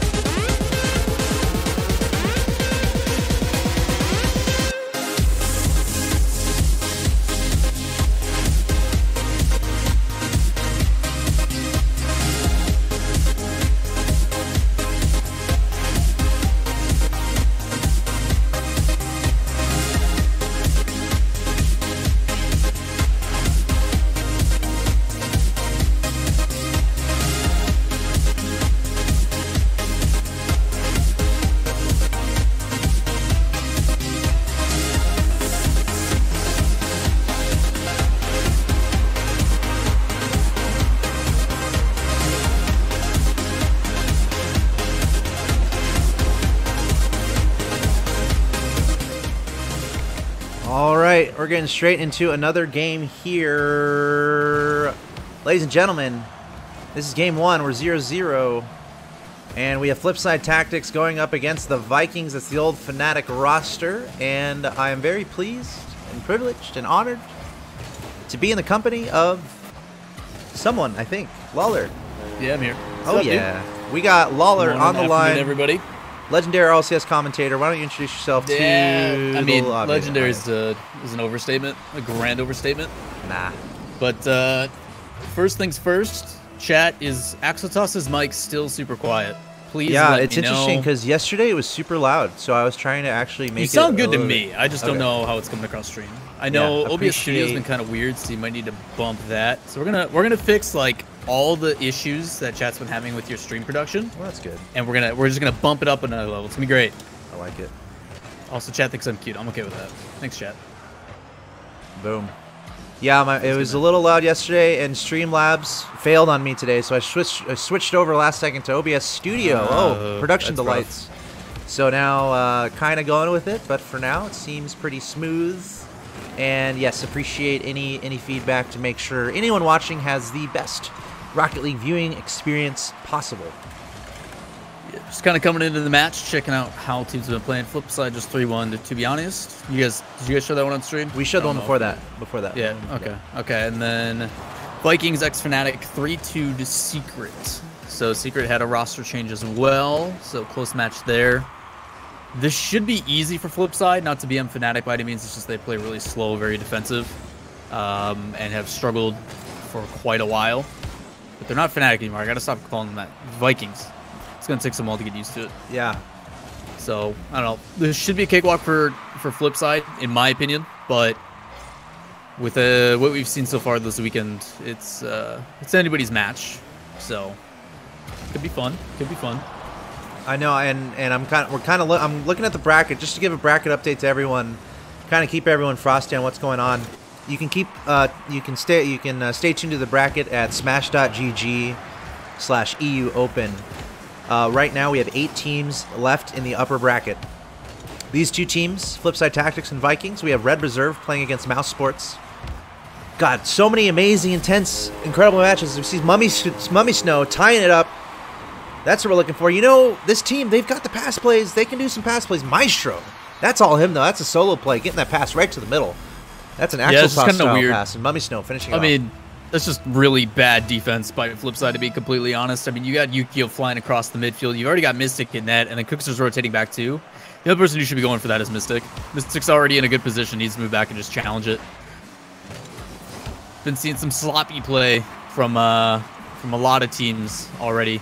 And I get it's a long day. It's going to take a while to stay at that consistent level, but there's a 100K chance on the line. Like, you got to bring it your all the time. This is what you train for. This is what you prepare for. You know, it might have been a meme back in the day to tell your mom that you had to practice for 8 hours to get ready for the weekend, but hey, that might apply because of how grueling these tournaments can be. Lethamyr was talking about that yesterday, how he had to kind of balance playing before the tournament and actually treating the tournament as practice in the early rounds to try to manage the day a little bit better. So it's interesting. It's a different environment. It's a completely different competitive environment, and it's interesting to see how these teams adjust. But really quick, I want to finish recapping the 8 teams that we have in the upper bracket. There's some insane matches happening right now. There's a team called May Contain Nuts that took down PSG. As Cooks here scored, guys, can I go through this bracket, or are you going to keep scoring? Cooks here. That's all him all the way over to the middle, and just fortunately, Yukio able to tap it back. And Cooks here. Yeah, this is a great challenge from Yukio, man. Putting body in the way, stopping that clear from even developing. Cooks here doing what he has to do. Flipside taking the 2-1 lead, 90 seconds to go. But yes, the other match is happening right now. Red Reserve against Mouse Sports, Vitality against Method, and Savage against May Contain Nuts. And we have to decide which winner's semifinal we want to jump into. We'll worry about that when we get there. How about that? I know, but let's focus on this match. It's gonna be great. I'm letting the chat prepare because we might have to do a poll or something. So let us know. One of the billion mods make a straw poll. Yeah. Yeah, something like that. Let us know who you're looking out for in future games. But this is a close one. 2-1. The advantage from Flipside. It's not a huge advantage. And, you know, the Vikings stepping up in a big way. Going to look for a goal here in the last 60 seconds. You can expect the rest of the matches going throughout for the rest of the day going to be extremely close. A lot of high caliber teams. the kind of warm-up matches per se. Not gonna see too much freestyling from here on out. Just But play 40 seconds left. Just play smart, simple, smart. Nothing too crazy at this point. These long days, as we see the Vikings on defense right now. Flipside trying to add to their advantage, applying the pressure, but Maestro going the other way. Yukio on defense, lofting it over to the right-hand side. Pitches back to the middle. There's Mystic. Cooks here on defense. This is good aggression. Mummy Snow and Snasky double teaming, trying to get the ball in the back of the net. Maestro sweeping, but that is going to be deflected away. But you can tell the sense of urgency is there. The Vikings, the old Fnatic squad, only 10 seconds to try to equalize this in game number 1. But Yukio with the great clear, bringing it back the other way. Potentially the last option, the last effort here. Mummy Snow trying to send it to the middle. Cooks here is there. Yukio with control. And that's a goal for Flipside. 3-1 advantage, 3-1 win in game number 1 of this best of 5. Yeah, Flipside find themselves under kind of an offensive threat for a while. Yukio had a secondary touch on the side wall around like 20 seconds that forced Mystic to miss. He was cheating up waiting for a clear, but because of that second touch, he ends up being out of position, and then they sustain it. But the best part is the fact that they hold off. Good job by Flipside's defense, able to transition it back downfield and then get a little help from the Vikings. And coming into this, the Vikings, the ex-Fnatic squad, had a pretty fantastic win. Went all the way to Game 5 against Secret. So, Lawler, you got it ready up, though. Come on. I did. Come on, Don't let man. me. Come on. Come on, man. No, that happened to click it me. like- I know that happened to click, me. click, click, That click. happened to me I yesterday. clicked it like 40 times, man. It happened to me yesterday. But, Yeah. you know, the Vikings had a close one coming into this against an RLCS caliber almost team. You know, Secret. They're always right on the edge of being RLCS caliber. So, I wonder how nice that is for the Vikings here coming into this game from that one. Whereas Flipside had a 3-1 victory over, to be honest. Not sure how competitive that one was. But also, this team kind of known to be scrappy. Maestro, Snasky, Mummy Snow. Never count them out. But Flipside enjoying this early. If you ever get the chance to watch Fruity's streams, he talks about how annoying and how frustrating it is to play and even scrim against Flipside. They have a very unique play style to where they do things that aren't supposed to happen and then they score. Like, it's just a very, like you said, scrappy play style as well. There's something about the way that Cookster and Yukio play together where it's almost ball chasey, but it's like coordinated. They make mistakes, but then it's okay. I don't know. It's just they're always in a position to capitalize, but that one doesn't matter. Snasky, good 50-50, and then playing it back in the mid. 2 challenges in a row. Come out on top. Yeah, Mystic kind of whiffed there on defense, trying to get a clear happening, and whoever was in goal there just in the middle and not on the right-hand side. So it's a nice goal from the Vikings, and that's one you want to hold on to. Sometimes we see lower scoring affairs, and a lead like this can last the whole game. So we'll see if, as a very quick answer almost here from Flipside, although it was a double commit. Vikings issue. Yeah. For a very long time, they've always had difficulties on offense. So good to see them scoring one early. But if we know anything about Flipside, it's not going to be enough. Something about 0-second goals and having Cookster on your team is always a good feeling. But they're not going to wait. A demo coming out and a save by the Vikings squad. Need to move it downfield. Rolling up the wall. Yeah, that was a crazy save from Mummy Snow. A goal the other way, Yukio. Oh, that's. I guess that was inevitable, but that save. It's a yikes for me, dog. There was a demo, so he couldn't see. He was just in the right spot, but ultimately, Flipside pressure a little bit too much. Mystic, a pass to Yukio, and Yukio able to get that equalizer. So we're tied 1-1. Game number 2, best of 5. Coming across field, hitting it at the reverse angle. It's not easy to do. Caught Maestro off guard. I'll take it. I wish I could do it more. Stay tuned. We'll see. Stay tuned. Give it time, man. Give it time. Give it time. Give it time. time. Time is relative. Human construct. Mystic going up in the air, going to the backboard, but Snasky is there, trying to send it back the other way. Yukio and Cookster not in the best spot there. To flip back and try to defend against this. Mummy Snow tried to pop it over the middle. Fnatic curse. Uh-oh. I owe someone money. The Vikings. A good amount of pressure here. And I think, obviously, very important game for them. You don't want to go down 0-2, even though they've made a habit of reverse sweeping in the past. But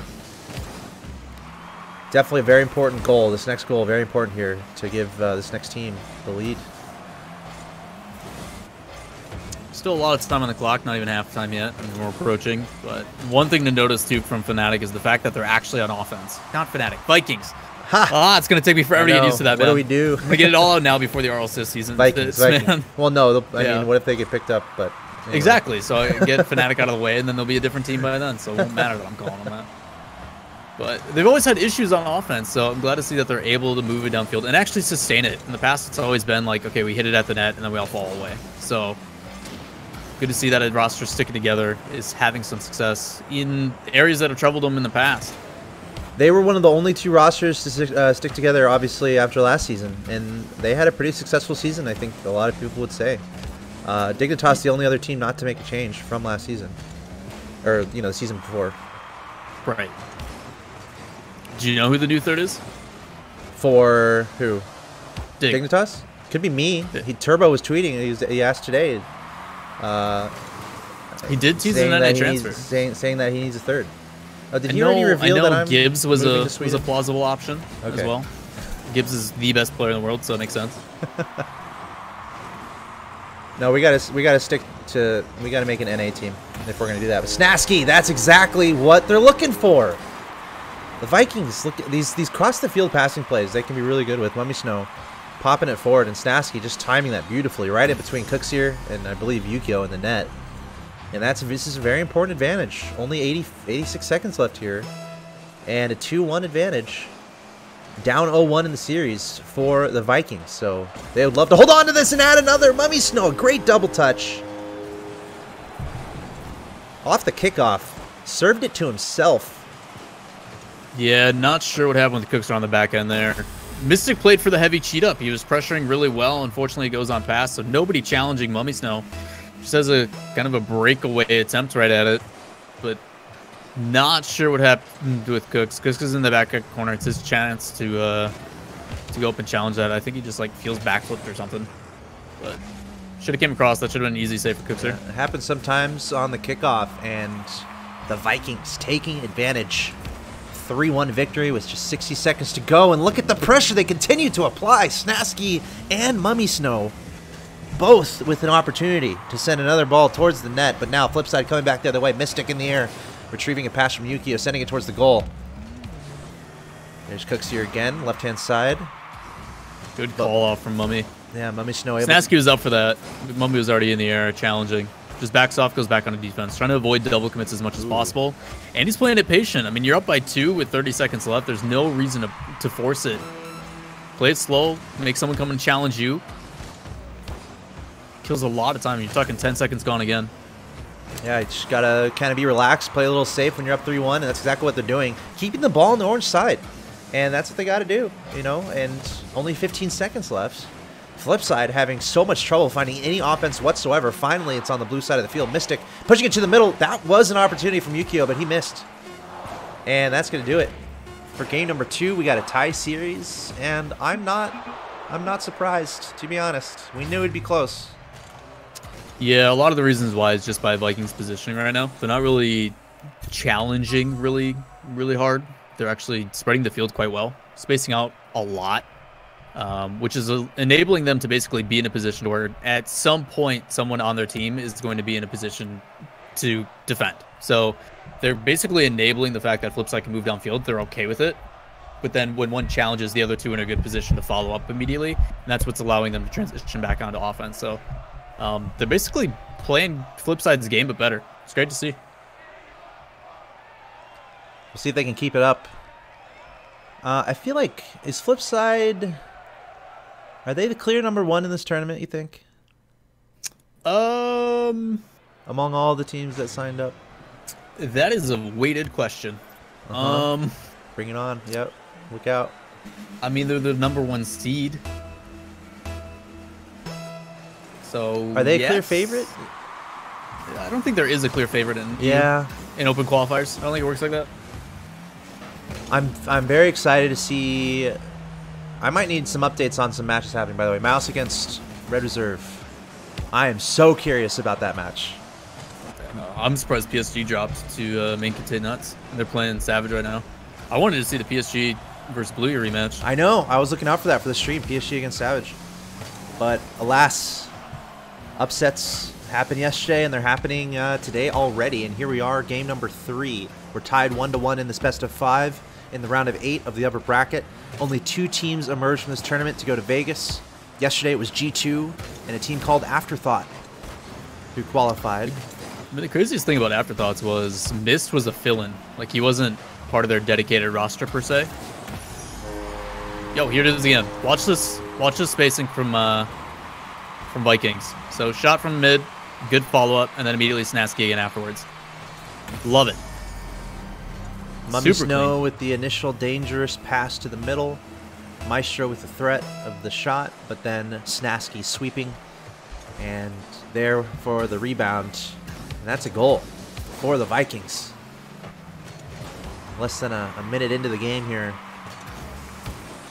And you got to think Flipside is going to answer or try to answer as fast as they can. Cooks here trying to just gently place it into the goal. But I think that was Snasky on defense, keeping it out of there. That was a very good opportunity. Mystic with a great pass to the middle, but now the Vikings on the other side trying to apply some pressure for themselves. Cooks here with control. Passing it to the middle. Once again an opportunity, but Maestro there with the save in the middle of the goal. Mystic trying to keep it dangerous, but now Vikings going the other way. Mummy Snow this time. He's going to try to pass to the middle. Yukio is there. Over to Cooks here. Over to the middle. 50-50. And the Vikings keep control of this on the orange side. Snasky not going to be able to pass to the middle. Mystic on defense. Yukio trying to tap it further. And pretty back and forth overall. It's not like one team has remarkable control. Cooks here has had a few shots towards goal, but none have been able to succeed. Another shot. So Flipside with about 4 shots in the past couple minutes, or past minute here. Getting some opportunities, but not able to score. Yeah, Flipside unfortunately throwing away possession there. They do get it back up on offense there, but Mystic had a play. Instead of holding on to it, he passed it midfield just assuming someone was there for the shot. One of those things that these guys have expectations from their teammates. They just kind of have to play at a pace that they're going to assume, hey, my teammates there, I can go for a pass. But at the same time, don't be afraid to check. Mystic plays that up in the corner. He buys a little bit of extra time for his team. He could then play a pass from the corner instead. Yeah. A lot of teams fall into tendencies where, like, the meta for the longest time was play backboard. It got shut down, so people started playing corner and passing in field and stuff more. You got to work all of those things into an offense. It's not a one-size-fits-all kind of thing. So they've been playing midfield a lot on Flipside. Go for a solo play. Take it inside. Go for a dribble. Then play it back midfield. You know, change it up. But if passes like that keep developing, good play out from Cookster to Yukio, who hits it bar down and in. Mummy Snow, a little bit of a mistake on the clear. It kind of went straight to the middle. And that's just a 1-2 play. Cooks here. Maybe ideas of a shot, but Yukio just making absolute sure that it finished in the back of the net. And Flipside tying up the game in this already tie series. Again, we're 1-1 on the series. Now 1-1 in the game. Vikings with the first goal here, but Flipside answering a minute later. Definitely go either way. Flipside with a lot of opportunities. The ball on the blue half. Mystic thought about challenging Snasky, but thought better of it. Backed up. Get hit over to the side. Mummy Snow is there. The Vikings trying to show some aggression here. But that's a great ceiling clear from Yukio. Snasky pushing it back in, and Cooks here barely saving it. Not quite a nose scope 360, but a nose. I got nothing. Almost a goal. It's gotta And be it is organic, a goal. Manny. What's that? You gotta let the no scope stuff Thank you. just come naturally. Waller's the pro. It's been, and I was it's been trying 5 to do, seasons, man. I know. I was It's been trying to 5 do seasons. it, but I messed up. I know. I was preparing for that moment for like 2 years because I was so enamored when you did it in the finals there. But I think I It's messed a long it up. time ago, man. Gosh dang It's it. a long time ago. Yeah, man. I don't know. Like, we harp on Snasky a lot, I would say. Some of it's justifiable, but I want to give credit. He's been making some pretty good decisions in this game. A lot of times, instead of just throwing it away or passing it off right away, he's been dictating for a dribble, which slows it down and keeps a little bit more control on their side, but it doesn't matter. Quickly equalized by Flipside. Good placement by Mystic. Yeah, that was a pretty shot. That's all Mystic on his own. Kind of off the ceiling, doing a little twirl, dipsy-do, hits it with the back, straight to the top left corner. Mummy Snow trying to figure out what was going on there. And that's what you look for. Sometimes it comes down to, all right, who can just make a play? And Mystic Is that doing it there. is that the technical term? Twirl dipsy do? That's it. Not quite It's almost as good as a no scope, yeah, right? not quite the 360 no scope, but I'm trying, man. I'm trying. Yeah, man, I'll take it. It's the new gen 360 no scope, man. So I Thank you. don't really know how to describe these guys sometimes.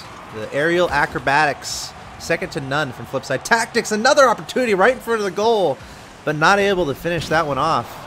But, you know, Flipside has been applying a lot of the pressure this game, so are they going to be able to score another here? Ooh, a little bit too far forward.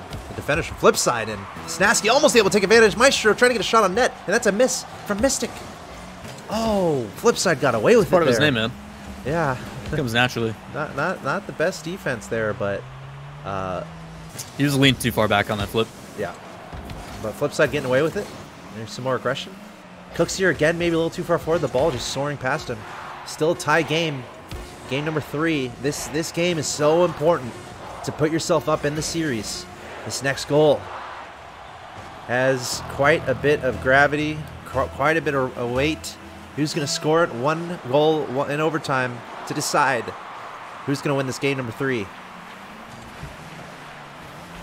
Flipside has been showing all the pressure it feels like this entire game. It's been on the blue side. But the Vikings, they're able to pull out some counterattacks here and there. That succeeded quite well.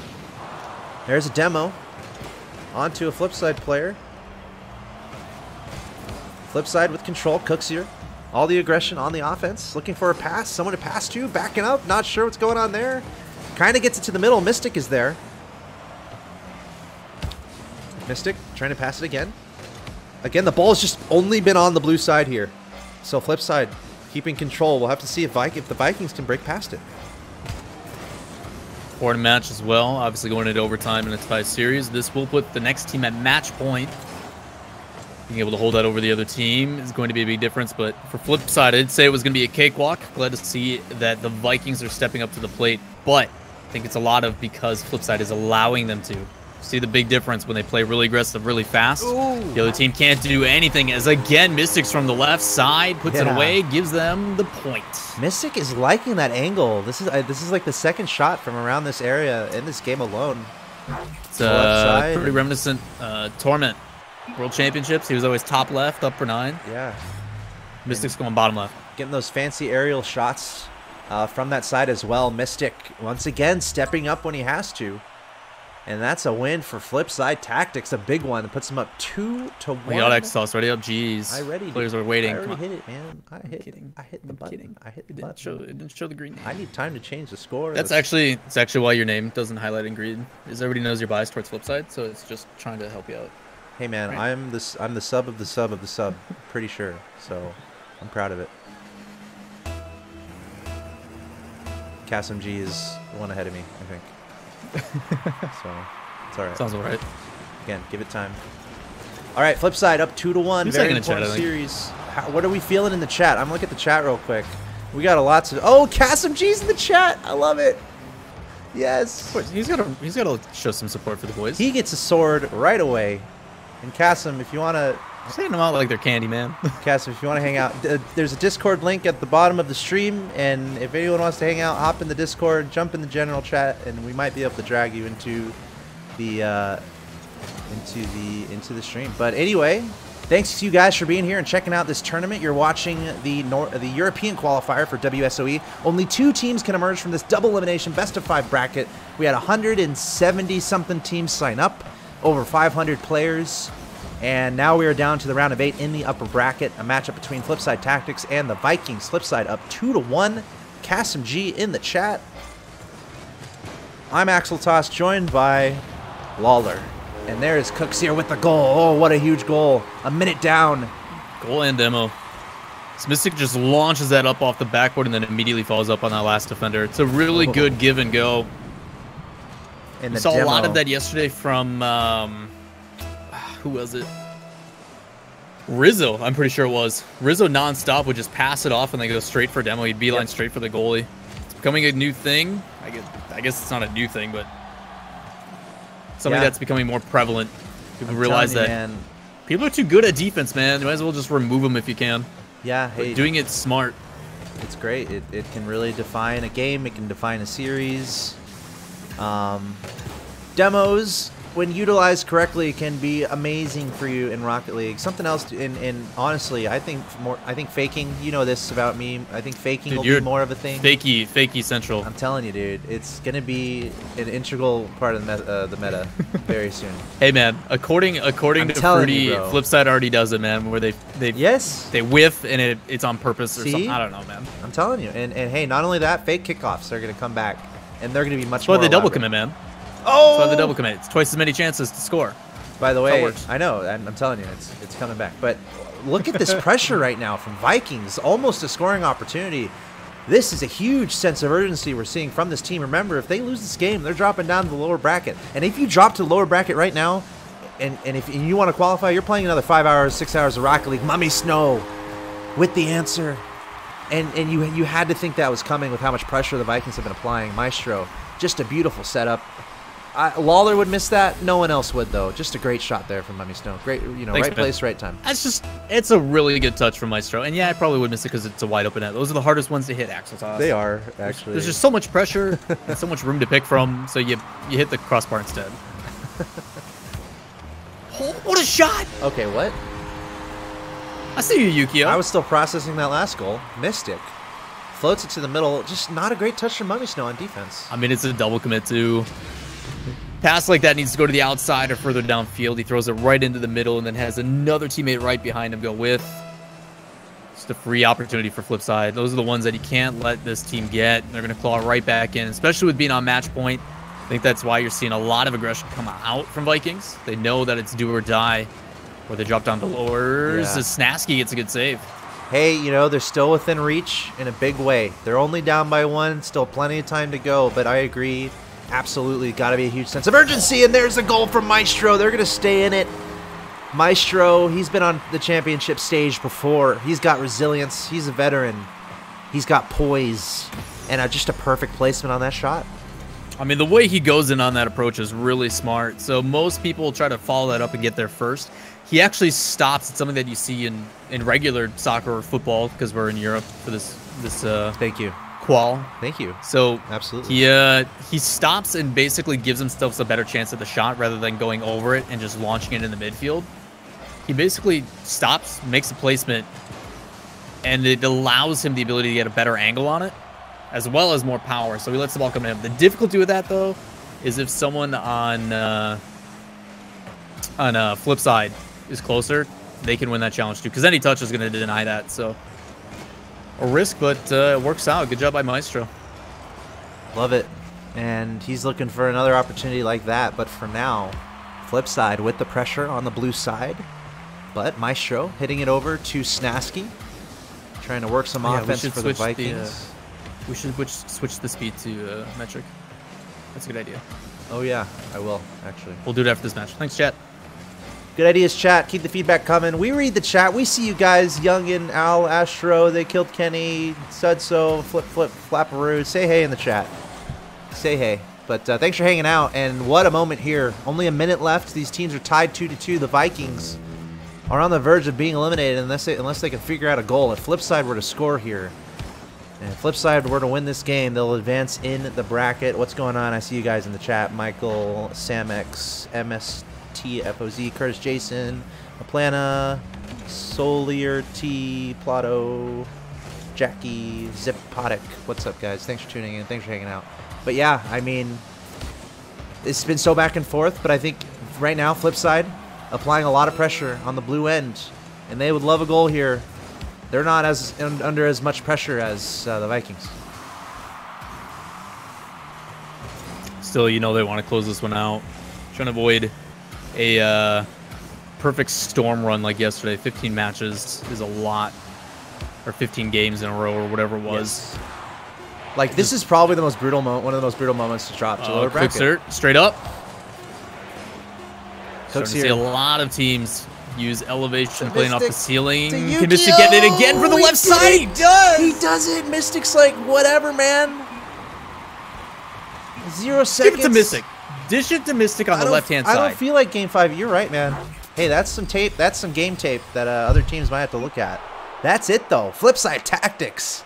3-1 victory over the Vikings. The Vikings will drop to the lower bracket. And Flipside Tactics, they move on to the upper bracket round of 4.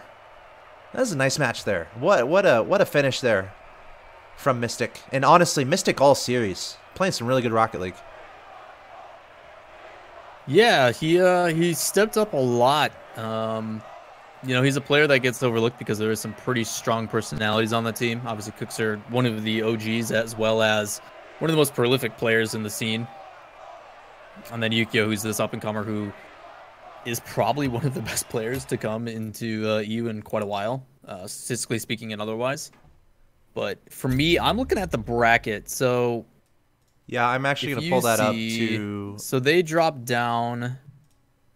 So that's I. Winners of AI. So we got to go to the final bracket. Yeah, I'm on the final bracket right now. You can see on the stream.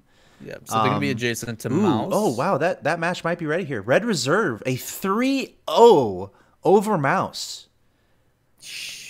So I think we're going to jump into Flipside against Red Reserve. I mean, a lot of people have high hopes for Red. I want to watch Red just because after what we saw them do in the promotion relegation tournament. Yeah. The cleanest Rocket League I've seen in a long time. Nothing flashy, no crazy double taps, not just really good decision making. For me, Speed was the star player. I know he didn't get like too much credit, but his decision making in that game was great, and it was awesome to see him like his challenges were always precise. He's like, well, I don't need to go for this because I'm not going to win it, so he just back off. Like just active decision making that you could physically see on the field, which was super cool. But I want to see how that goes against other RLCS teams. Is he going to have the space or the time to even make those plays? That's what I want to see out of that series. Yeah. So if we watch Red Reserve, please and thank you. Cool. I think that's what we're going to try to do next. Flipside against Red Reserve. Stay tuned. Kasim G might be in the Discord. Kasim, if you want to chat, jump in the general voice channel, and I'll drag you over. But so we'll see. No promises. I don't know if he's going to do it, but we'll see what happens. But I think next on the stream, do it. You won't. We'll see if he does. We'll see. He might. We'll see. He's a pretty good sport. I'm sure he will. I don't want to promise. Uh-oh. Okay, here we are. Lawler, you have to jump over. We need Lawler to jump over to this as well. Lawler! I ended the call with him. Hopefully he realizes it. Lawler, join the general channel. There it is. Sorry about that. It won't. It just won't let me actively leave. Okay, that's fine. Well, this will work for now. Let's bring in maybe Kasim G. This is maybe Kasim G, unless we're getting trolled, which is fine. Hello. Hello there. Hello, maybe Kasim G. Maybe Hello. Kasim G. Yes. It sounds yes. like I'm not sold. I'm not convinced. What's a question we can ask Kasim that only we would know? On a scale from 1 to Kasim G, how Kasim G are you? Let's say from 0 to irrelevant. I'm a dead channel on YouTube. I'm already convinced. So. Well, Kasim, good to hang out. Kasim G, one of the sporting... Hey, this is great. Thank you so much. I don't mean to talk over you. I'm pumped. I'm a big Flipside head. I think everyone knows that about me. I'm excited for the next match. Big roster shuffles. I can't wait to see what the next season of RLCS brings as far as new teams, new rosters. I'm also excited Weedem Girls is picked up. I'm excited Kronovi's on a new team overnight. I didn't see that coming. That was very exciting. And I'm actually waiting to go from the number 5 sub spot on Flipside to a starting position. So any teams out there, I'm a champ. You got this. Yeah, I'm a champ 2 ready to play. Nice. We're right around the same rate. How do you feel about the drip A change coming from OCE over to NA? I think that's huge. I hope it was by plane and not by boat, and I look forward to seeing how he performs in NA. There's some pretty cool boats out there. Maybe a super fancy yacht or something. But Kasim, it sounds like you're just really excited about Rocket League and all these teams and all these changes. I'm pumped. Every season it's different. This is like I've been following it since the start, and this season seems to be one of the biggest shakeups I can remember. So I'm always excited, but I'll probably always root for Flipside because they got me a pass to the last RLCS, and I'm an easy purchase like that. Oh, that's amazing. I think I'm next in line after Kasim, as I mentioned, for Flipside, so we might have to compete for that spot there, buddy. So get ready. Yeah, we need a league for us. One We that's do. like What's three the below Axe RLRS. Yeah, when's the Axe Toss Kasim G show match? Please, That's what I want. anytime. We'll Anytime. see, but you're right. Like there is like some tier that's just 2 below RLRS. We're there right now. Let's get a league going. Yes. Is that what it's called? The 2 below RLRS league? We I'm down. can run with it. Well, cool. Kasim, thanks for hanging out. You're welcome to stick around, whatever you want to do. You're the man. You can go, whatever. We're going to jump into Flipside against Red Reserve, but we have to take a short break here. So, anything else you want to say? Before we break, Kasim G, what are your thoughts going into the next match? What does Flipside need to do to win, other than score goals? Don't go with the easy one. Look, I'm a Cookser fan through and through. I think as long as they just play their game, there's really not a team that I can see beating them. Unfortunately, I haven't been watching too much because I've been playing drop shot all morning and losing. So I'm going to start watching and paying attention to how they're playing. But as long as they play their game, I think they're great. They're fine. All right. It'd be interesting to see, man. Cool. Hey, thanks for having me, guys. Thanks, Good talking as Kasim. always, man. I'm sure we'll hang out soon. Let's play Rocket League. He didn't answer me. Dang it! No one wants to play Rocket League with me. I hate it. Smart man. All right, He's like, I don't want to play it. No, I don't doubt it, and I understand it, but I'm a little lonely. Okay. All right, we're gonna take a quick break. When we come back, we're gonna try to get in the Flipside against Red Reserve. Stay tuned. You're watching the European qualifiers for WSOE 4. We're gonna take a short break. Be right back.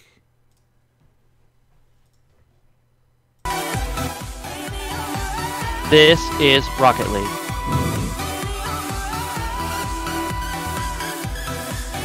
And Kasim is more than welcome to hijack the commercial. That's fine. I mean, if you start singing Angel Wings, I'm happy. We all would be.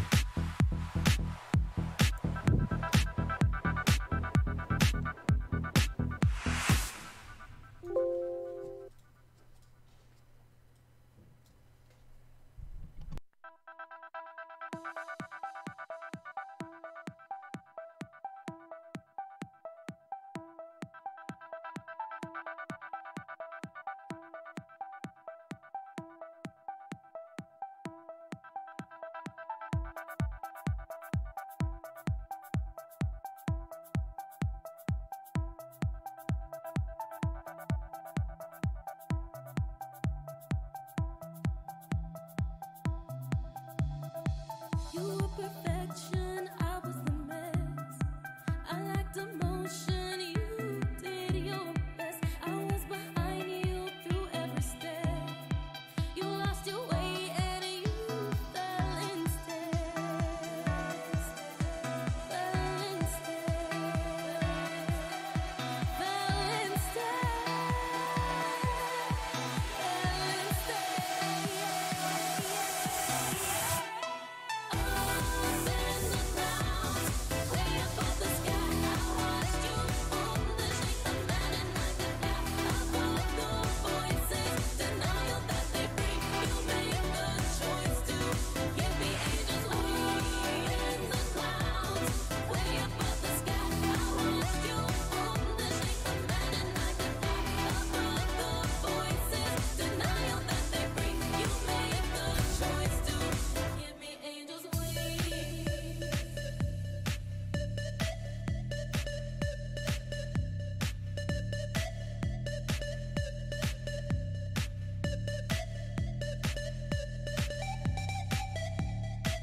I never told you I could give it all away. I never begged you or held you down to stay. I lack contentment, you long for joy. Built your resentment, it was a ploy. I lack contentment, you long for joy. Built your resentment, but it was all a ploy.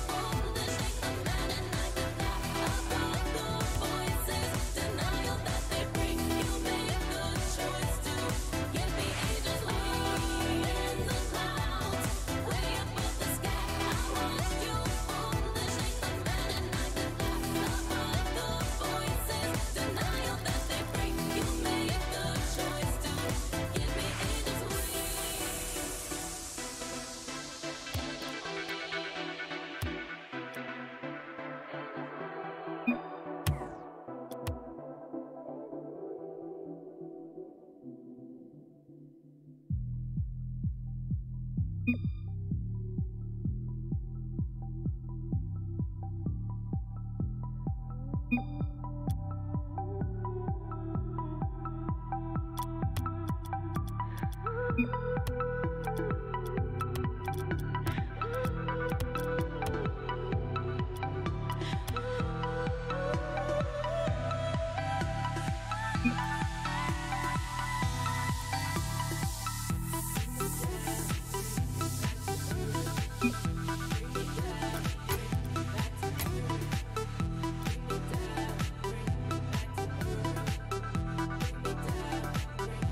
the dark within me.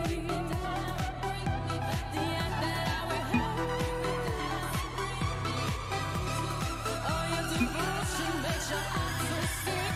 For my wings are merely paper in the wind.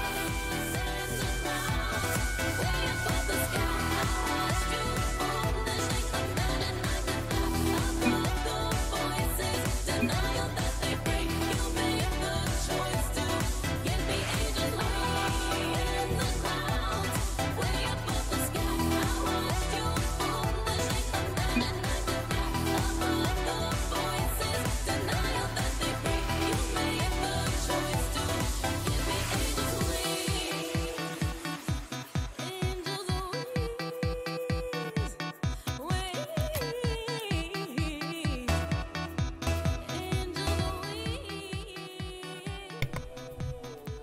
All right, ladies and gentlemen, we're about ready to get back into it here. You're watching a tournament, double elimination, best of fives. It's called the European Open for WSE 4. Tournament in Las Vegas, $100,000. 2 teams will emerge from this tournament and join in on the fun from this tournament. And from North America, we saw G2 and Afterthought qualify. Kasim G's team almost qualified, but they barely got knocked out. They were clearly the favorite. In fact, I think they played against cheaters, so, but whatever. But here we are, chronicling another long day of Rocket League, and I'm actually joined by Lawler and Kasim G. I think he's still around. That'd be cool. I'm still here. Yes! I'm still here. What's Nice. up? What's up, Kasim? Can you believe it? A little bit. A little bit. A little, just Oh, a okay. little. Okay. Flipside's playing, so I'm very pleased. I feel like if they don't play next, we might see you go away. But that's just a hunch. Yeah, I gotta take some time to play for myself. Whenever I watch Rocket League, all I want to do is play, and then try and do what they're doing, and then just fail miserably at it. But then it works once, and you're like, all right, that's pretty good. Yeah, I guess I'm pro. Exactly. I'm the same way, man. I love playing right after watching. I think there's something to it too. If you watch a bunch of Rocket League, you're gonna get better, and you're probably gonna play a little bit better too. Yeah. Kasim, did you? Fun fact. That's how. That's what we did as casters when we first started. We had to go and cast 8 hours of Rocket League and then immediately do a 1v1 tournament in the hotel. There you go. That's what we did every day. Speed off to a That was like a fast. great Speed off to a fast start. Oh yeah, I can be clever like Kasim. Yeah, yes I can. That's a great start for Red Reserve, and this is going to be a doozy, ladies and gents. Best of 5, round of 8. Are we in the round of 8? Round of 4? Where's the bracket? Hold on. Let me look at the bracket. We're in the round of 4. Winter semi. We're in the round of 4, the upper bracket. Winter semis. So that means the match after this is best of 7 to find out the first team is going to Vegas. That's amazing. Kasim, did you play in the tournament yesterday? No, I did not. Dang it. That's okay. I do have some Flipside facts. I'm privy to a lot of the inside information of the team. Would you guys like to hear some facts? Yes, please. Of course. First of all, Mystic hates dim sum. Won't eat it. Did he try like a bite, or is it just not even a chance? Tried it, hated it. Did he just take a little bite, or was it like an embracive, like, put it in your mouth kind of bite? He's got the palate of like an American 7-year-old where you'll order a cheeseburger at every restaurant possible. Chicken tenders, cheeseburger guy. Hates dim sum. Yukio works out hard at the gym. I've seen photos of this guy shirtless. Let me tell you, Yo, it could chat, be the is there fittest some, guy in can we get Rocket some League. Yukio flex in chat? I know you guys have. I'm not surprised. Did he look back at you when you looked at him? No, no. So this is more of a undercover operation for you. Yeah, I find a bush, I hide in it, and I stare at these guys. These facts are very enlightening and insightful. Thank you for sharing. Do we have one more for Cooks? Cooks loves a double espresso. I probably bought Cooks 5 to 6 double espressos in the course of 12 hours. So he admitted his daily routine to us is before tournaments, like a dream hack in 2017 for Leipzig, or not for Leipzig, for Jönköping, for Sweden, and it's a double espresso with 5 sugars. That's so funny because I would definitely have to fill my pockets with sugar, and then just give him the espresso and then dump out 10 to 12 packets of sugar and let him kind of add it as he pleased. That's incredible. He's a fiend. And that was Rocket League Flipside Facts with Cass. Thank you, Kasim G. Of course, Flipside Tactics currently participating in this best of 5, and they're down 0-1. So they need to figure something out here. Red Reserve, they got the early goal from Speed. What are you reading out of this, Lawlers? Is this what's going on here? So the big thing to notice, again, the thing that I wanted to pay attention to is Red Reserve, because this is pretty much a precursor to what we're going to see in the RLCS. These guys will play at least once. So I wanted to see how they were going to handle. The thing that impressed me most going into their relegation and the promotion relegation format was super clean, nothing flashy, but if he hits a shot like that, Ronicky with a good touch up top, can they do it against an RLCS caliber team? If not, a team that's considered top 4 in Europe. And right now, just spreading the field really well, no double commits, just really clean Rocket League. It's something that Flipside, when they play aggressive, when they play really fast-paced, they overwhelm some teams. It's just a matter of can they do that against a team that spreads out and challenges well. Right now, it's in favor of Red Reserve, but it's a long best of 5 series. We'll see how it plays out. And Red Reserve, they had a 3-0 sweep coming into this match against Mouse Sports. And Mouse Sports, they just added a lot. And I like the look of that roster, honestly, but they got 3-0'd by this team, Red Reserve. So Red Reserve coming into this match really hot, kind of like Yukio. But Flipside, they have to come up with an answer. They have to answer something. You can't. They're down 0-2 right now. No goals. They've been shut out this entire game so far. Mystic on the left side, though. I gotta look out for that. Right. It's good to see Cooks back in the Batmobile, I gotta be honest. Feels weird seeing him in an Octane. I'll agree to that. I know he did, he had the breakout for a second. I know he was messing around with stuff, but... Wasn't he using a road? He was using like a Roadhog, wasn't it? There was a Roadhog for a little while there. Can't blame the guy for trying to find an edge wherever he can. Mystic scoring with 4 seconds left. Could be good. He's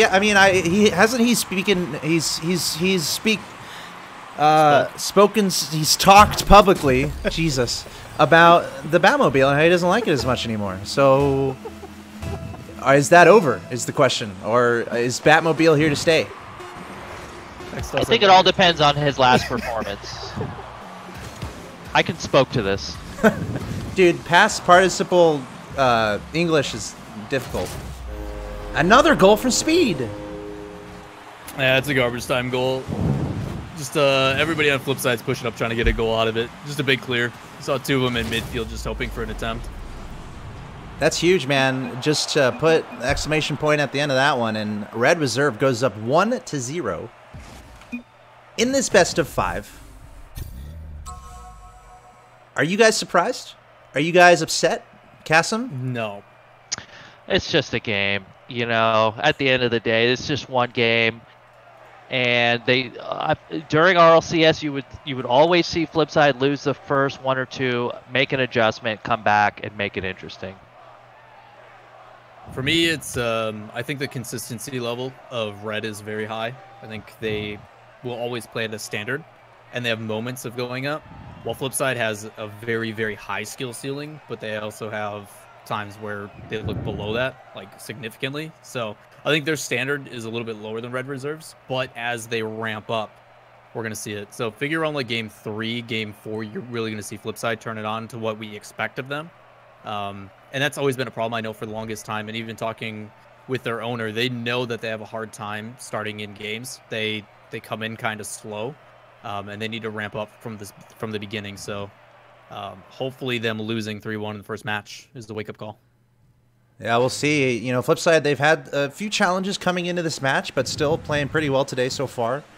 Also, Kasim, we are getting a little feedback on your end, just so you know. I think it's, let me just a little bit. Take care of that. Yeah, I apologize. You're good. It's all good. Just want to let you know. Man, I think as you said, Lawlers could be a good thing sometimes for Flipside. When you're down 0-1, could light something in you. But the thing is, I think there's only one goal from Flipside in the last game. And it was kind of a, not the most stylistic goal. Just kind of went in the net. So I'm looking out for Flipside to really step up, show some really caliber play. But Red Reserve stepping up in a huge way. I mean, the goal itself wasn't anything crazy, but how they obtained it was what was important. The ability to maintain pressure against a team that's rotations are normally really, really clean. That challenge, well, the clears have been fantastic. The fact that they're able to maintain an offense against that is the beneficial part, and the fact that they can do that and try to force a mistake out. So it honestly was only a 1-goal differential. Like I said, that last goal was kind of just like, hey, we're going to send in the troops and hopefully get a goal out of it. So technically, I mean, 2-1. I mean, it's still a close match. And we kind of were talking about that. We're in the round of 4. We're, this winner semis. We are in these are the best of the best teams right now in this tournament. We're in the upper bracket. There's only 4 teams left, and 2 teams will advance to play in the best 7 to see who's going to Vegas. So these are all very good teams, very high caliber teams. So all these games, I agree, should be very close. You almost have to just try to find, where's my edge? How can I break apart this team? So Flipside's trying to figure out. Does this remind you? It kind of reminds me of G2 and Ghost yesterday. Like, style-wise, like 2 RLCS teams roughly in the same spot in the tournament. Both get to go to the winners finals if they win. Like, yeah, pretty reminiscent to me. I see that. And Red Reserve, like this could be really telling, right? Like you're talking, you win this, you go to the winners finals. You got to win a best of 7 and you're qualified, or you're going through that lower bracket and you got a long climb to go. Red Reserve, they just qualified RLCS last season, right? Right. And they did it pretty convincingly. Right. They did it like it was dominant. They were and this is gonna sound super rude, but like they were the only team that played well in that qualifier, in my opinion. Right. I mean, and like I think that alone, like this team, the fact that they're able to do that, and now they're maybe in the groove and they've been practicing.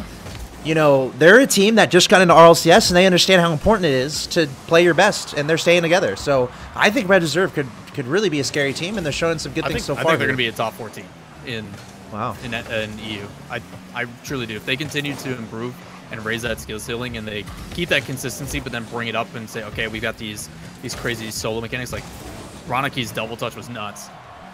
Like if they can continue that stuff, it's going to open up a lot of doors for them. Oh my god! These young guns are hungry, man. They understand that not everything's guaranteed. Yeah, Flipside with a few chances get him with there. the fake. What a play! That was a big swing. That should have been the goal for Flipside right there. Yukio kind of whiffed an open goal. And Red then the counterattack. Right on the offense, yep. Right away. We saw that a few times yesterday too. Like just an opportunity was there, and we've all been there in the ladder games. You're about to score, you should probably score, but then Axel Toss comes in and completely misses, and then it goes the other way. And nice it's just, shot. Look at that. It's a Mystic. Wait, nice shot from Mystic or from Roniki? Who are we talking here? It was teamwork. That's exactly what you look for. And that's a good shot from Mystic. I'll answer that one. Right to the upper right corner. And nicely timed. Right off the kickoff. That's what you look for. Chicken tenders. Exactly. That's probably all I was thinking about after that goal. I can't wait to order some fries. Some sliders. Here we go, Cooks. Good follow through. Able to get a touch on it.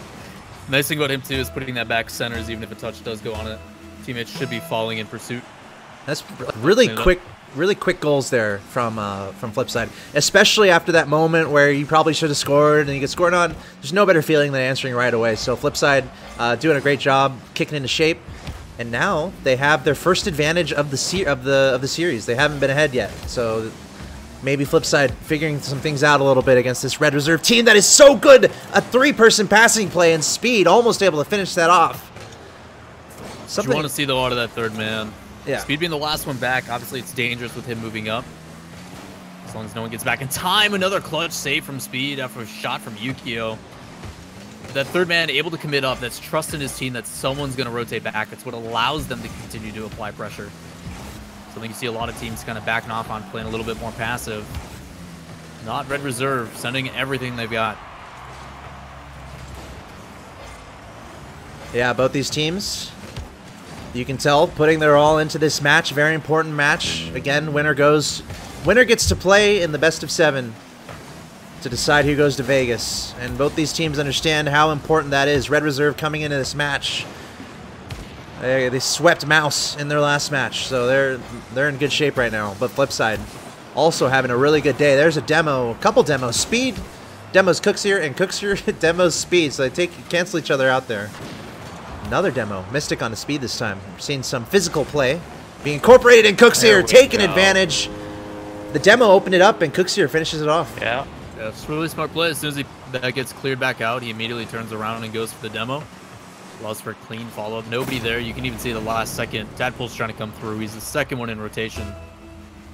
Now becoming the first because of that demolition. But what Flipside's doing well. Obviously, the rotations and stuff are clean, and the only way to break it down is simply to remove somebody. So Flipside changing it up. It's working out well. I've always loved Flipside's ability to have a very short-term memory. They could be down a game, lose maybe 1 or 2, and then just still get better. You know, a lot of teams kind of fall into a hole once they get into a deficit, and you can kind of already tell that they'll lose the series. I can never tell with Flipside. No, it's one of those benefits of having a competitor with experience. They've been in those scenarios before. They know they just shake it off. It's a mental thing, and I mean, a lot of us, I think, agree that Cooksier is one of the best mental players in the game. Some of that comes from his FGC background. I know Leaf and I talk about it a lot. About he's a top 5 player in Italy for Tekken.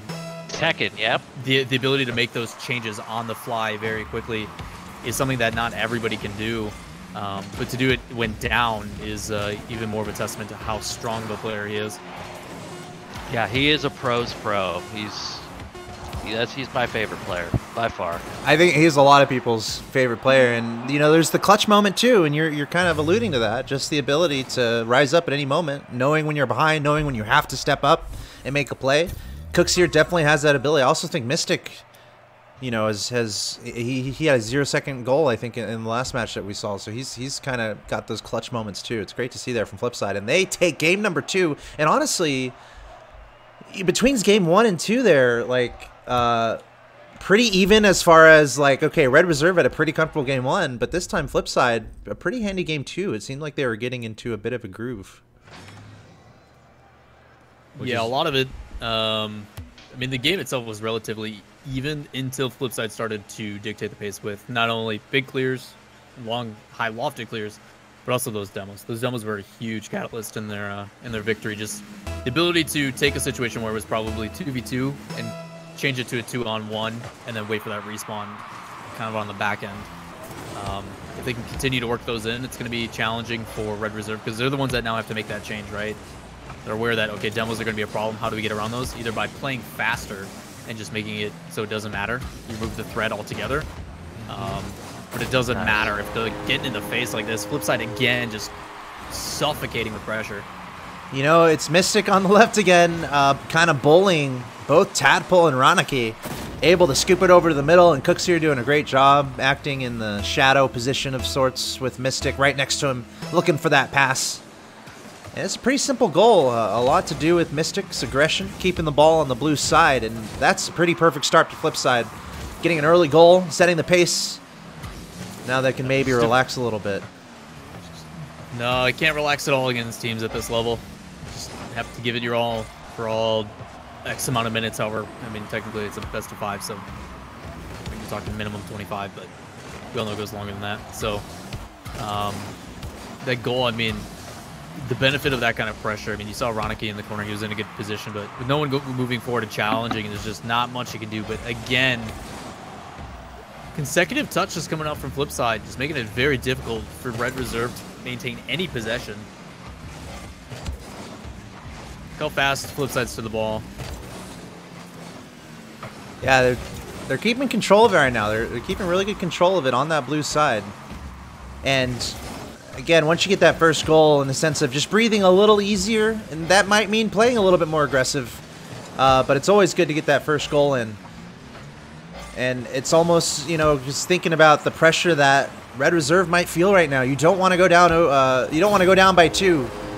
You don't want to be against the wall against Flipside and have to win 2 in a row here. So very important moment here for Red Reserve. They got to figure it out. But what a pass there from Mystic, backwards off the backboard. Cooksy are able to finish it off. That's another goal in the same game of the pass play from Mystic to Cookser. Yeah, touch is crucial. You saw Tadpole in the corner. He's actually playing it perfectly. He's back post. He's ready to make a play on it, but he has to slow down because he doesn't know, okay, is Mystic going to shoot this? Is it going to be a pass? What do I do? With it going off the backboard, it's just a perfect setup. So well done by Flipside.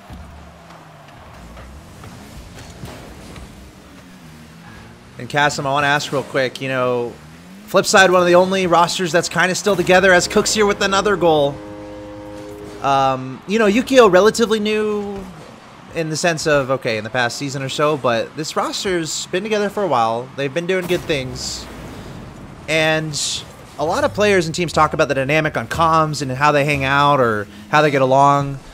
And I know you've hung out with these guys. How do they kind of get along? What's the dynamic of the group here? Cooksier, Mystic, and Yukio when everyone's hanging out? You know, from what I've seen, they are a pretty tight group. Now, I don't have a lot of experience, and I'm not privy to a lot of these teams and how they act, but I do know that there's an immense respect for Cooks as a captain of the team, and you know, it was pretty much Cooks' decision to bring Yukio onto the team. And when a lot of people really didn't know who Yukio was, and you know, Cooks has that vision, and everyone treats him with the amount of respect I think you would expect for a guy who's a world champion and who's been playing since Season 1. And the dynamic's great. I think Mystic is he's probably the funniest guy on the team. A lot of the comedy relief is coming from Dave, and that's important, you know. And you've got Yukio, who's the heartthrob. I think we all know that. We all agree that every team should have a face, and Yukio is the face. That he's the guy you want on the posters.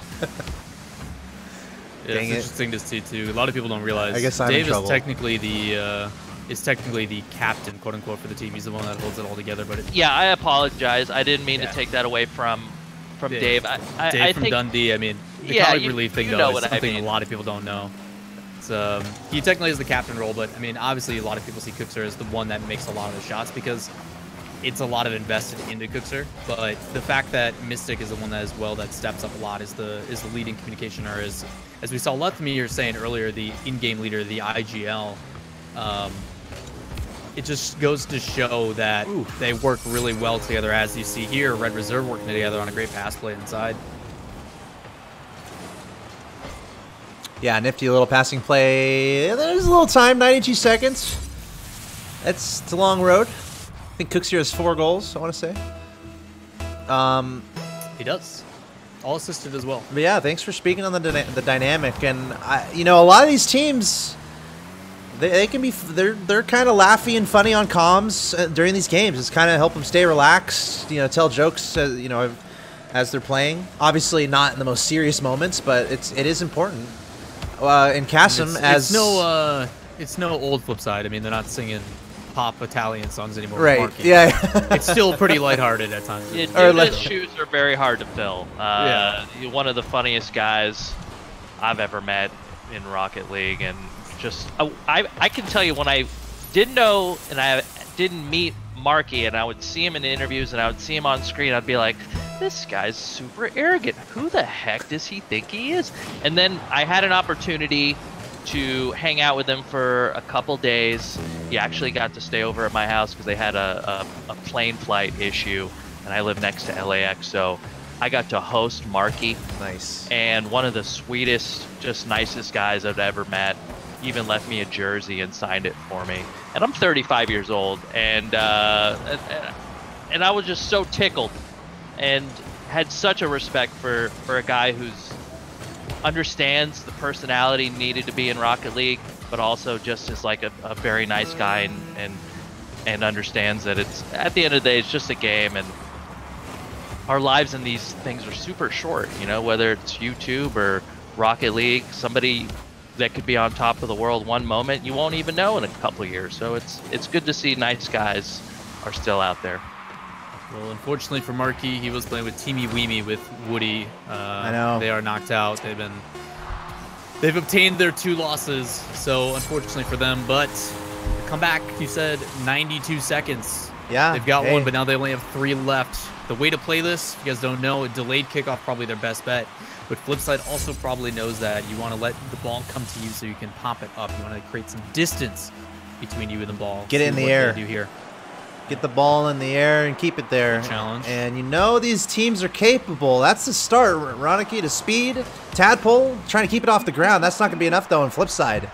It's going to go up 2-1 in this best of 5. A pretty convincing game 3, honestly. Like, they had a big lead until the very end. So Flipside has to be feeling a little bit good about that. And if you're just now tuning in, I'm Axel Toss. I'm joined by Lawler, and we got Kasim G on the line. Great to have you guys hanging out. And we were talking about a lot of fun. Thanks for having me. We were talking about Flipside and the team dynamic, and you brought a comic relief. Kasim, I think you're a pretty funny guy. Stuff you've done, to be honest.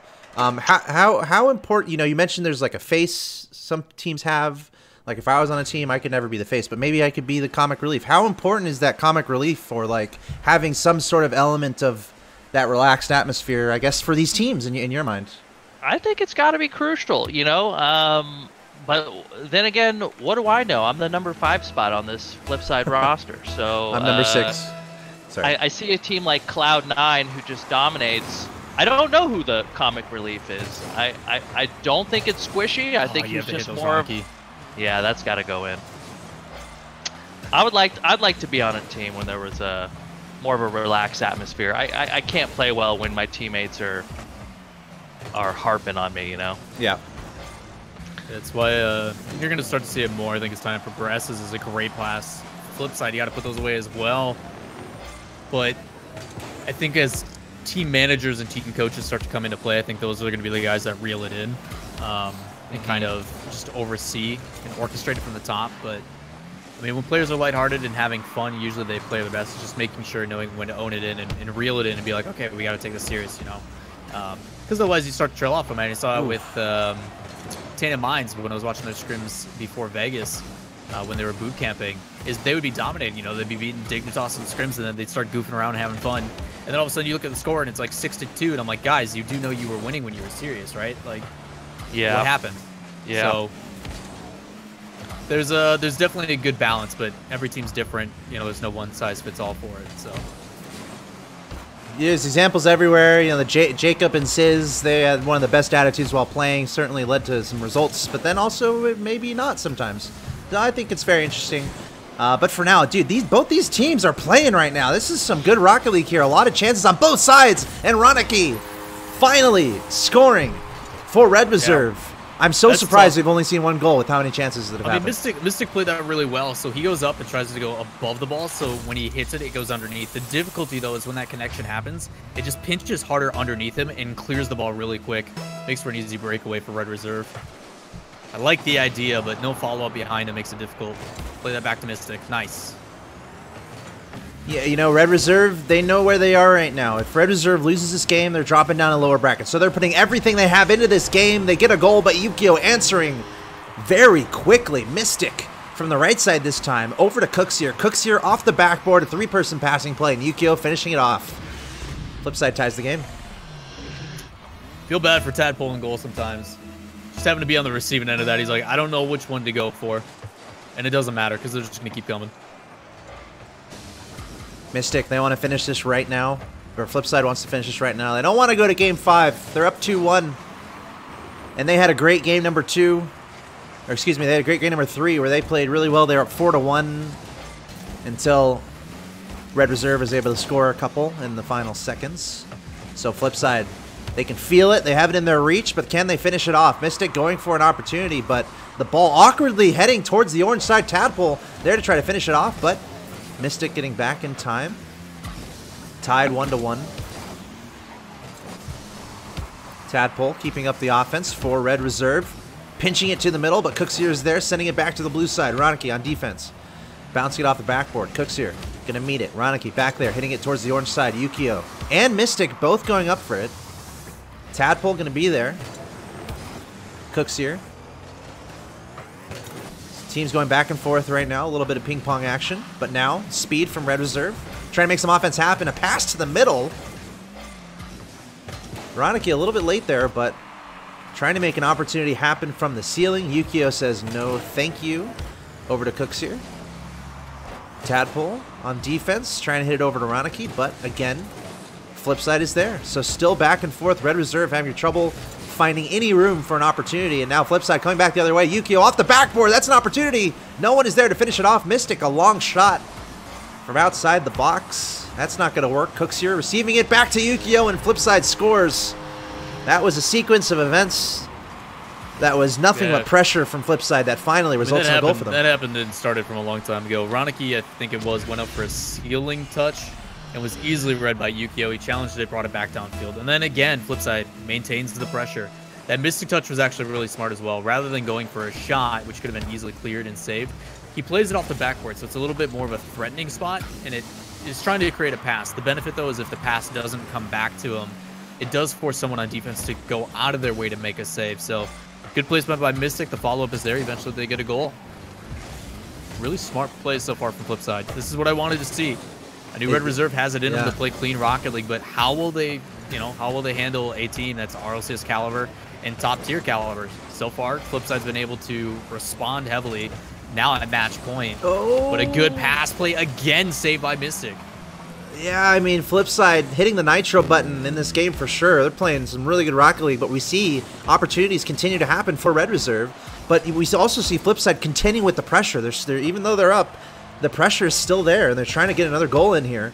So Flipside certainly has it in their mind to end this series right now, and they're well on their way if they can hold on for the last 40 seconds here. Red Reserve, they must come up with the goal to send this to overtime, or they're going to be dropping down to the lower bracket. Mystic applying pressure. Cooksier in the middle, keeping on the blue side. That's the main focus here for Flipside. Keep it on the blue side, and there we go. Another decent shot. Great pressure from Cooksier, right in the face of Red Reserve. They're trying to clear it. 3 up there for Red Reserve at once, but it is able to get to the orange side. Remember, they need a goal. Not much time left. Only 14 seconds for Red Reserve to tie this up. They are on the offensive side. They just need to tie the passes together. The time is winding down. Cooksier with control, sending it back to the blue side. Flipside on the verge of advancing to the upper bracket final. The last chance towards the goal. Oh, and it almost goes in, but that's a save at the goal line. And Flipside holds on. Yukio with the MVP. Flipside moves on to the upper bracket final. I want to go straight to Kasim G, who's the sub of the sub of the sub for Flipside. Kasim, as a representative of the Flipside roster, how are you feeling right now? Oh, great series. Red Reserve played absolutely fantastic. We got exactly what we wanted out of that, which was a close series. And, I know that the Flipside's a heavy favorite, and it's good to see that they're maintaining that. And I look forward to seeing them in the next bracket. Cool. And honestly, we learned yesterday, I don't think there's any heavy favorites here.